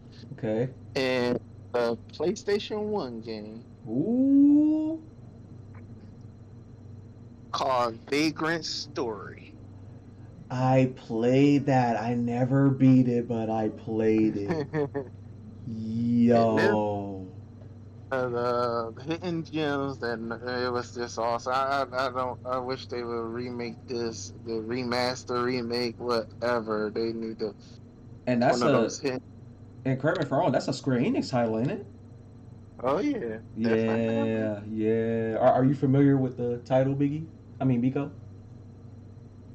Yeah, so my number one, and I'm sure the audience kind of guessed it by now. Oh, wait, Mass wait, wait, Effect. wait, wait, wait, wait. I was asking, were you familiar with Vagrant Story? What he mentioned as number one. Are you familiar with the title? Nope, never heard of it. Oh, oh. I don't know how you got to do it, but oh no, I know one way. You got to emulate it. It was a great game. I got to The play it heck? on my Xbox Series C. Yeah.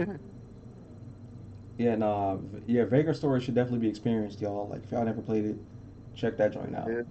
It's It's I'm not mad at his number one. I understand why that is in the number one spot. Oh, Lake Show finally made it at the last minute in the chat. It's all good, Lake Show. I'm glad you're here. I'm glad you made it, man. I wish both you and Colleen was here. We had some interesting thoughts on these subjects tonight. We're at the very end, knocking out our top 10 action RPGs of all time. You can still participate in the chat. Um, yeah, we'll recap for you, Lakes. We'll recap for you what our top 10 is. But right now, we're down to the number one greatest action RPG of all time. Biggie's was Vagrant Story for PlayStation 1. Now, I know you're not really a RPG fan like that, but we gonna try to convert you in this one for sure. We're gonna try. But action RPG is your lane still. You just don't like traditional turn based. So yeah, Like turn-based action. yeah. All right, so Vagrant Story. All right, Big Go. Y'all already know what my number one is. Uh-oh. Mass Effect 2. If you've been keeping track, it's from Mass Effect 1. Mass Mass Effect. Effect 3. Mass Effect 2 is not mentioned yet because Mass Effect 2 is my number one.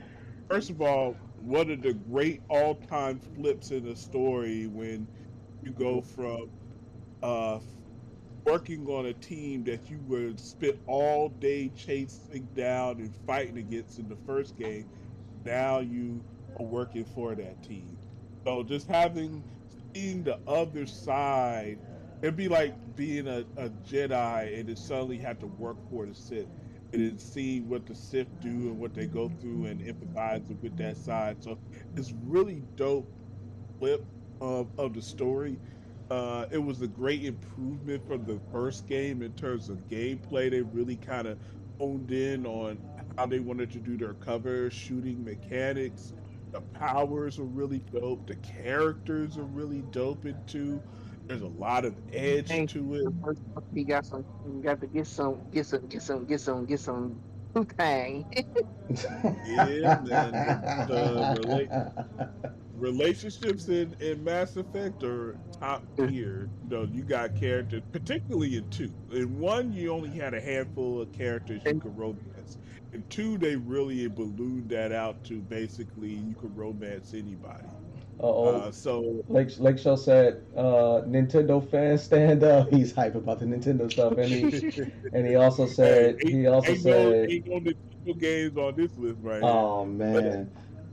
Oh man. And he also said I like action RPGs. All right, so you might agree or disagree with our top 10. Like I said, we're gonna re-roll it for you in a second. But yeah, Mass Effect 2, man, it was I loved that game.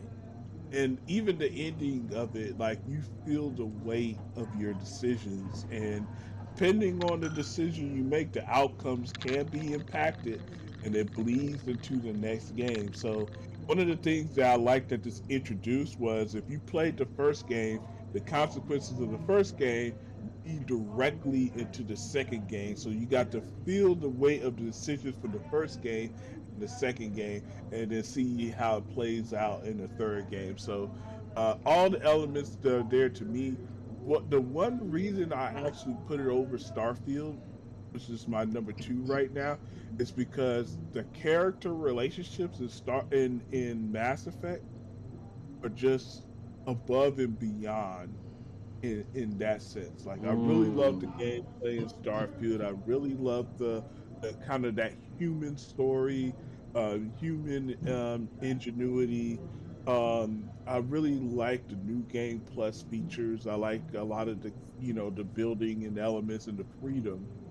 But the characters, you really start to develop a attachment to the characters in Mass Effect by the way they're written, and decisions impact their own lives. So yeah, that's my number one.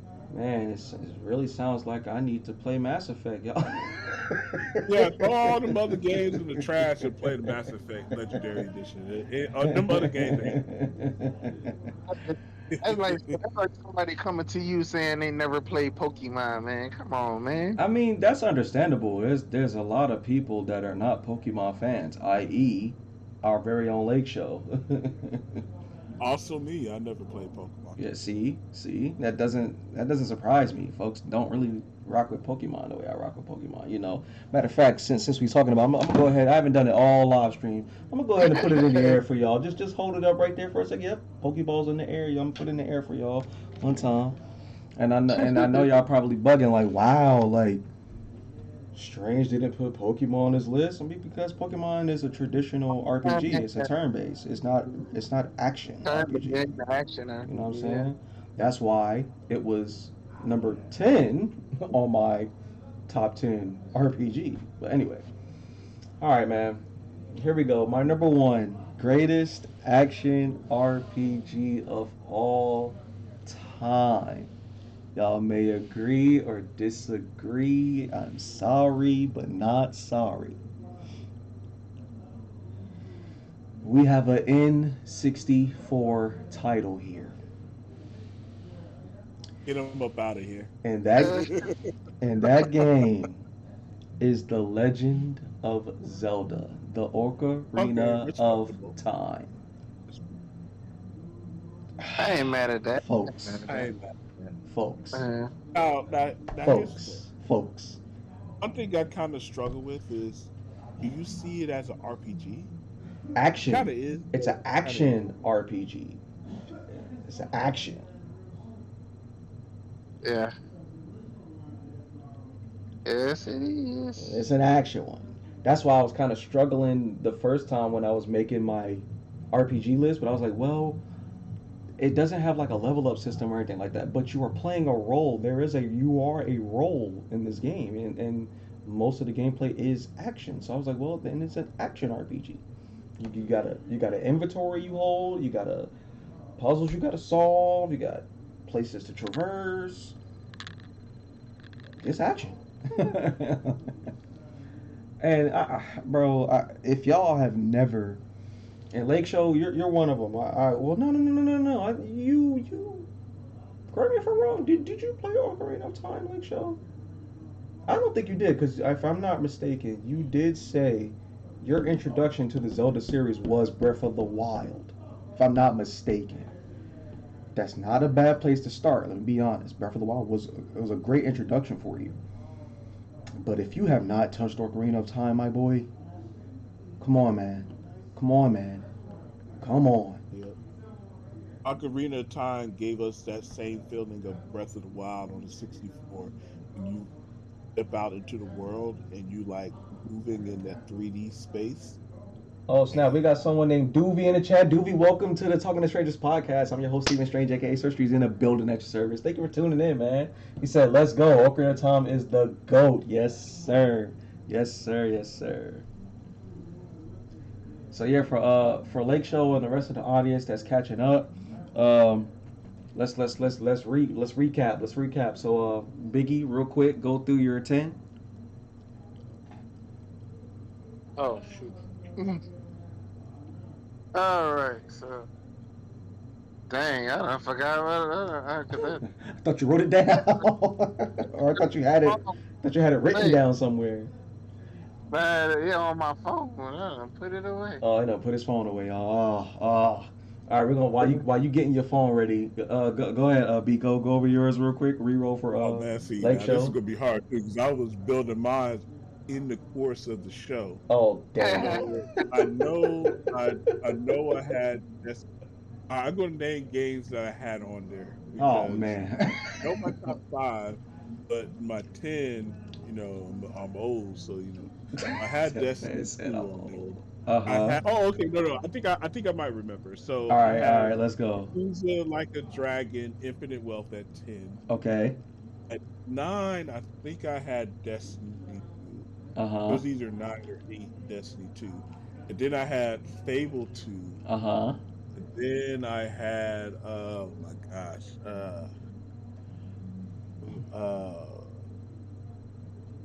It wasn't Diablo. Diablo was further up. 7, I had It wasn't Witcher 3. No, I think you had Witcher higher up. Yeah, Witcher was higher up. Five. So I could give you my top five. So top five was Witcher 3. Uh Then I had Mass Effect 1. huh. No, hold on, Doobie. Hold on, Doobie. Hold And then on. I was going with 1, 2, 3. Yeah. Doobie Yeah, over. one, and then yeah, I did basically 2 was the best, and then I had uh You had um Starfield at number I two, had yeah, I had Starfield at number 2. and then number three And was I had Diablo. okay. All right. Diablo was 4. So Doobie said, "Tell him redo it with Starfield at 1 instead of Mass Effect 2." Yeah. Hey man, that's that man's list. We can't tell him to rearrange his joint, bro. All right, Biggie, Hey you man, Starfield is only a half a second from being the GOAT. Only because half a Shadow Space second, has not come out yet. half a second. That's comedy. All right, Biggie, you got your joint. Okay. So I remember saying number 10 was the Mass Effect series. Okay. I had that at number 10. Uh Uh, number 9. What did I say number 9 was? Dang. huh. No, I don't remember. I thought you found the list. Oh my gosh. On my list, I think I removed. Okay, but said, Doobie said SMH Biko.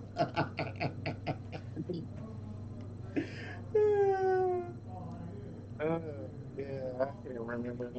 I don't All right, all go all the right. way. I had my list so well laid out, and then you asked me to say it again, and my brain said, All right, well, I have mine written down, so I'm gonna recap just for the audience that's here now for Lake Show and Doobie. All right, so going down the line, we had number 10, Fable for Xbox One. Number 9, Samurai Legend for Musashi for PlayStation 2. Number 8, Devil May Cry 3 for PS2. Number 7, Castlevania Symphony of the Night for PlayStation 1. Number 6, Ghost of Tsushima for PS5. Number 5, God of War 3 for PS3. Number 4, Far Cry 3 for PS3. Number 3, Borderlands 2 for PS3. Number 2, Kingdom Hearts 2 for PS2. And honorable mentions before I get to number 1 was Spider-Man for PS4, Star Wars The Force Unleashed for PS2, The Legend of Zelda Breath of the Wild for the Wii U, Super Metroid for SNES, Legacy of Kain Soul Reaver for PS1, Diablo as a whole, Dissidia Duodecim Final Fantasy for PSP, Skyrim for PS3, Bayonetta for PS3, and Metal Gear Solid for PS1. And at number 1, Doovie came in when I said it, The Legend of Zelda Ocarina of Time. These are my top 10 best action RPG games of all time. It's my list right there. Sorry, but not sorry. May have stepped on some toes tonight, but if you don't like it, tell us yours. You know what I'm saying? Tell us y'all top 10s, man, in the comments, bro, because I want to see. Like I said, these Biko and Biggie, they put me on some titles. Well, they didn't put me on, but because I knew of these titles, I just never played them. Like Witcher, I never played Witcher. I never played Mass Effect. I never played what was the other one? that's what I was missing in my top 5, Witcher 3. Someone said Outer Wilds. Was Outer Wilds an honorable mention, or was that one? Yeah, Yeah. I named it Outer Worlds. That was in my honorable mentions. Yeah, that's something else I never played. So they named titles I knew of, but I never played them. So, but they really hyped Mass Effect up so much that I think I'm gonna have to see what's up with this game. I'm gonna have to see now. I'm gonna have to see. So Yeah, throw all the other games in the trash and go bro, ahead and play no, some. no, I'm not. I can't do that. I can't. I can't. I got some good titles I need to finish, man. Far Cry 6, bro. I can't throw Far Cry 6 in the trash. I can't throw Final Fantasy Oh, 16 in the trash. yeah. That's another one of my honorable mentions. Far Cry I can't. 6 is awesome. I can't throw and I sent this list earlier to somebody else when I was saying what my backlog looked like a Did little you bit. finish 5? You finished Far Cry 5, right? No, actually, I just started playing six cause of my man's that actor. I was like, yo, this dude is the villain. I gotta play this. I was gonna say that because they in Far Cry 6 they do some of the some of the villains from 6 make an appearance from 5 make an appearance in 6 and you. Oh yeah, that's true. Yeah, they do have the villains from the past games make an appearance. Dang, I'm trying to find it because I know I posted my backlog. I posted it. Now it's just a piece of it, and I was like, yeah, y'all, I got too It's a part of much. the lore. Far Cry 5 is a part of the lore of 6. Lore of 6. So if you would have finished 5, you would have understood some of the lore that's going on in 6. Yeah. Yeah. Another action RPG I need to finish is Scarlet Nexus. That was a pretty good game. I played that I briefly. still gotta finish that too. I haven't went back to it. That only because it was on. Uh-oh, I had bought. y'all got Rambo in my head. He said you have never played Mass Effect. No, Rambo. No. I had too many other titles that had my Yeah. attention. Too many, bro. The other titles don't matter, man. You gotta play some Mass Effect. Bro, listen. I can't throw away Super Mario Bros. Wonder. I can't throw that away. I can't throw away Far Cry 6, Final Fantasy 16. Like, You can throw away all the Mario games. It don't matter. Mario ain't all that. Play Okay, Lake. Lake Show gonna get on your head. What you say? Hey, play your real man's game. That man, Mario game. that man gonna jump in the chat and be like, "No, Mario all day." What else? I can't throw away Like a Dragon Gaiden. I just got in this my introduction to the Yakuza series. I can't throw that away, and I can't throw away Like a Dragon. Hi-Fi Rush. Nope, not throwing it away. Redfall. I want to finish Redfall. I'm not throwing that away. Uh, Jesus Christ. Persona 3, 4, 5, and 5 Tactica. I'm not Oh my goodness. throwing away. I still gotta get back I- into Persona 3. Yeah, I like that game, but it's like so many games. I can't throw it away. Resident Evil 2 remake. No, sir, I'm not throwing that away. Ravenlock. I'm not throwing that. Zao. Tiny Tina's Wonderlands. No. I can't. Biko. I can't throw away these games. I gotta finish this stuff. And that's just a piece. That's a Rambo piece. Mario isn't great except Mario 64. Preaching. Yeah, Mario. I mean, Mario. I'm It says Mario. a preach a step further, and this gonna step on Lake Show's toes real hard. But Mario 64 not even all that. Y'all about to get. Man. About to get Mario heart attack. 64 is not even all that, bro. I'm sorry. Oh man, them Heart attack. is tough. When, That's That's tough words right there. That's a wild game to take. when I got a 64, it wasn't for Mario. It was not for You gonna Mario. Better stop it before you bring somebody else out. It was what did I buy? What did I buy in Say 60? Ocarina of Time. Yep. My number one action RPG of all time is the reason I got it in 64. Yes, sir. Let's not. Come on. I can't be talking about Nintendo like that. Oh, brother. Bro, you just gave me anxiety doing that impersonation. I'm looking around like, no way this dude is here. No freaking way. All right. Oh man, another honorable mention, Dragon's Dogma 2. That game is fire. Oh yeah. I mean, That game is fire. yeah, it's kind of tough mentioning the newer titles. Like I almost wanna say that I need to honorable mention. Have you tried that that just came out on PlayStation Plus? What are you talking about? You. Wait, what? Say what? Is it the one of the new games that just came out on PlayStation? The PlayStation Plus series. It's called Stay Blade. Stay Blade. Nah, I ain't messing with that. Stray Blade. Stray Blade. Nah. Mm-mm. It's one of the new ones that just came out. It's on PlayStation Plus. You can download it for free. $6.99. But yeah, I almost got an honorable mention. The Fallen Order, Star Wars, that and its sequel. Them joints was man. Them joints was good for an action RPG title. But then again, Star Wars don't miss, bro. It don't miss. Damn, another one that wasn't an that should have been an honorable mention that wasn't on my list is Warframe. Damn. Yeah, Warframe is for a free to play game. Surprised that didn't make your list. That's Yeah, what I'm surprised that. That's what I'm saying. But You when kind you of low key tripping. That's your jam right there. but when you think about what I have on my list, if you think about it, most of them are all what? Old school. If you think about it, with the exception of Ghost of Tsushima, everything else was what? PS1, PS2, Yeah, he had all them old. We could kick off PS3. some.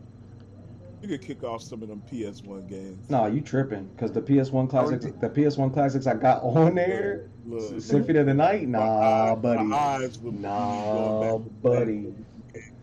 Uh, Hold on, Rambo said it's the only one I really like, but it wasn't the greatest game of all time material. Yeah, yeah, I agree.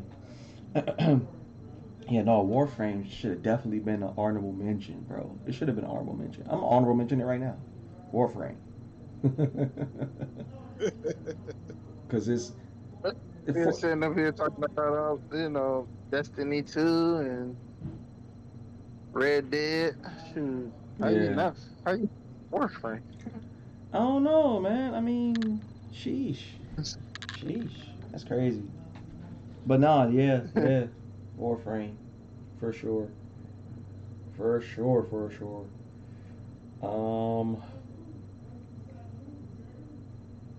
Shoot, another honorable mention.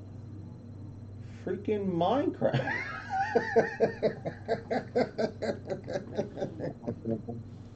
It's definitely one of the biggest. Like no cap. Minecraft, man. Jesus Christ. Is that rated as a ARPG though? It's more of a survival, but it does have like a level up system. Minecraft Dungeons. Yeah, Yeah. that's definitely. Yeah. But regular Minecraft, there is a level up system. Like a puzzle strategy or something.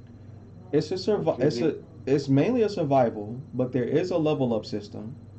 You do have to pay attention. You do have like an inventory system. Because a lot of people don't know this, but there is a such thing as beating Minecraft. There's a such thing. There's a thing called beating Minecraft. People get in Minecraft and they want to start a village and build a home and all this stuff, but there's actually a lore. There's actually a story to it. So I would say it fits in the category of an action RPG. I would say. What say y'all, chat? Those that has played Minecraft. I would say it's considered an action RPG, but it's mostly survival, mostly. One that's really good, a survival game that's also an action RPG, is Shrouded. Right now. Oh, yeah. Yeah, and Shrouded. Yep. And since we're right there, Power World. Yeah. Power World. Honorable mention. I didn't mention it because it's on the newer scale of things, so I don't think it's been here long enough to actually be in all time a greatest of all time. Steve been naming new games all day. A lot of the games he was naming was new games. A lot of the games. I mean, I ain't gonna be prejudiced against the new games. Like just because they just got here, don't mean they can't be goated. But of all time, though, like okay, Starfield, I understand because yeah, nah, that thing, yeah, that game does great. Yeah, like, Diablo 4, we can understand. You know, that's definitely. yeah, like, hold on, the chat moving, hold on. Okay, so Doobie said, I don't play Minecraft, but I enjoy Minecraft Legends. Okay. Then he says Enshrouded is fire. Ask Steve when the last time he been on Enshrouded.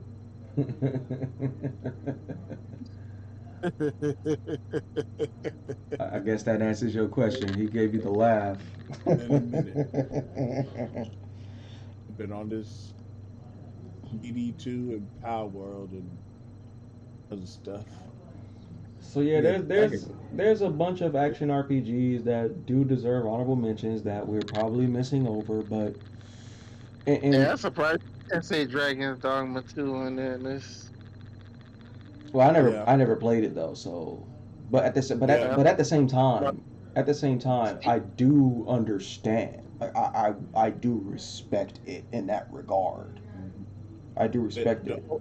the only thing that keeps it from making a top 10 list for me is outside of the pawns in the world, like the characters are just kind of like a little like the other NPC characters are a little bland. Like you get Brad that you talk to for your missions and all of that kind of stuff, and then you got some other characters, but it's like the thing that's interesting about DD2 is going into the open world, how alive it is, how random encounters occur. The pawn system is really a big piece of that game and what makes it interesting. Yeah. Which also kind of makes it a bit unique from other games. Like it's the moment to moment gameplay that's really where that game shines. Like I'll be riding on some like sky trolley and then like a griffin come out of nowhere, breaks the trolley, and then we all fall to our death because we up too high in the air. Like just random stuff like that happening. Or you'll just be walking next to a ox cart and then a random monster just attacks the ox cart. Just a lot of random occurrences in the world. So I just thought of something, and maybe y'all in the chat can help me clarify this, but titles like GTA, Saints Row, Sleeping Dogs, are those can we consider those as action RPGs, or are they their whole genre by Those are just open itself? world games. Those are just open world games. Dogs, yes, because it does have a level up system, and your character does uh, I guess. a RPG style, but GTA, no. Okay, okay. Because I was thinking about Sleeping Dogs. I was like, yeah, Sleeping Dogs. Like when I was watching Berlizzi, shout out to Berlizzi, Dogs is almost like it's in the same line of the as Yakuza. yeah, the Yakuza series, Yeah, yeah. that's what I was thinking about that. I was like, man, ain't Sleeping Dogs? Yeah.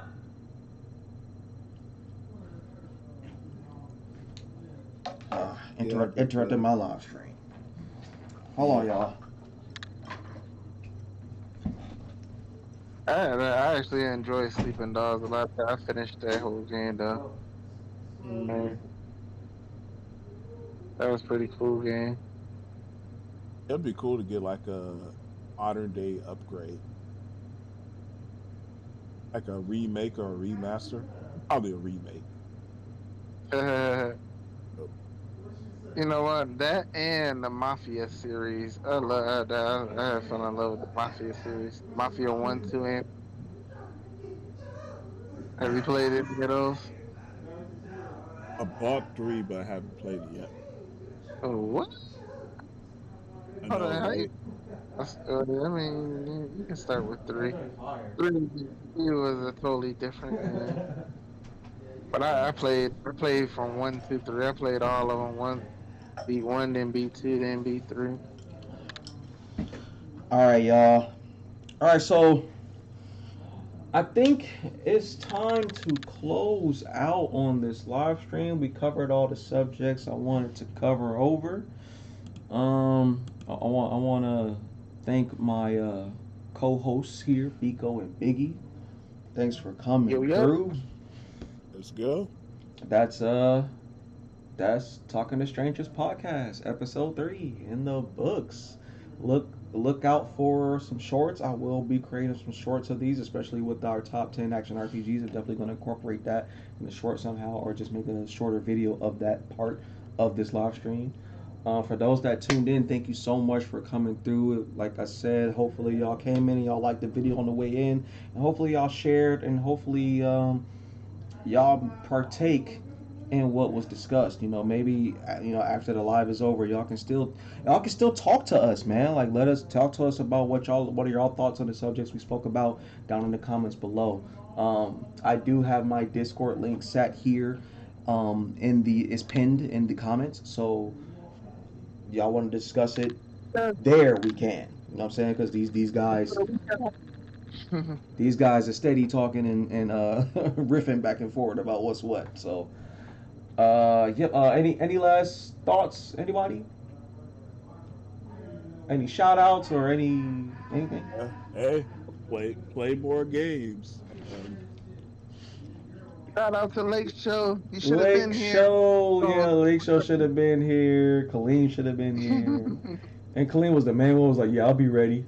This man was not here. That sucks. And Chat was MIA, man. Where y'all at? and he had a subject too. He was like, yeah, we should talk about this as well. And I completely forgot about what he was talking about and just stuck to my regular scheduled program. Dang, Lake man. Show, Lake Show completely missed all of the Switch 2 talk. I know it would have been hype having him in there. Like Colleen wanted to talk about Microsoft closing these studios: Tango GameWorks, Alfred Dog Studios, and Arcane Studios, Oh Austin. yeah. Oh, I But can give a quick word about that. So, they closed 4 studios within Bethesda. uh huh, Um, One of them, Tango GameWorks, that's the studio that made Hi-Fi Rush and the Evil. What was it? The Evil Within? Tokyo. What was the Tokyo? What's it called? Game. That's probably why they closed. I can't even remember the game. But but yeah. So they had the leader of the leader of the studio had left the studio. He had 2 higher up people in the studio leave that studio, and they mm, took a lot of the talent with them. mm, So that's probably what led to the closure of that studio. It also had a lot of issues with debt. that's tough. They put out some good games, but they weren't necessarily like big sellers. So Yeah. that was probably one issue with that. And then Of course, the Arcane, that's Redfall, that right? was the Redfall studio. So a Yeah. lot of the people that was there at the initial left because they didn't want to make the Redfall game, and they brought people in. It was just development, Hades there, and I actually do respect the people that fixed the game there in the last several months and did make it a better product. But with the way that the industry right now is going, people are buying less games overall, less Yeah. games are selling overall. Yeah. These companies, they're laying off all across the board. So when you got to lay some people off, it's easy to start with a studio like Redfall that you kind of had to miss there, and Yeah. versus somebody that's a little bit on their p's and q's. Right. Other two are just being folded into other mobile studios because I think those are mobile game studios, so they're gonna be overlap. Hey, we got 2 studios doing the same thing. We could just merge these and get rid of the other one. Got you. Got you. All right. So yeah, if anybody else got anything to speak on that, feel free to talk to us down in the comments below. Especially me. My eyes is always on my comments. You know what I'm saying? So yeah. That's that. Anything else? Anybody? Well, if that's it, y'all know how I end it, man. We out this piece. Salute, deuces, and I'ma see y'all next time in the next video. I got my Tekken 8 playthrough coming up in a few hours. So y'all gonna be seeing that. I was real hype and excited about that. So yeah, keep your eyes out for more of that Tekken 8 content. With that said, salute, deuces. Let me see y'all next time. Peace. We out.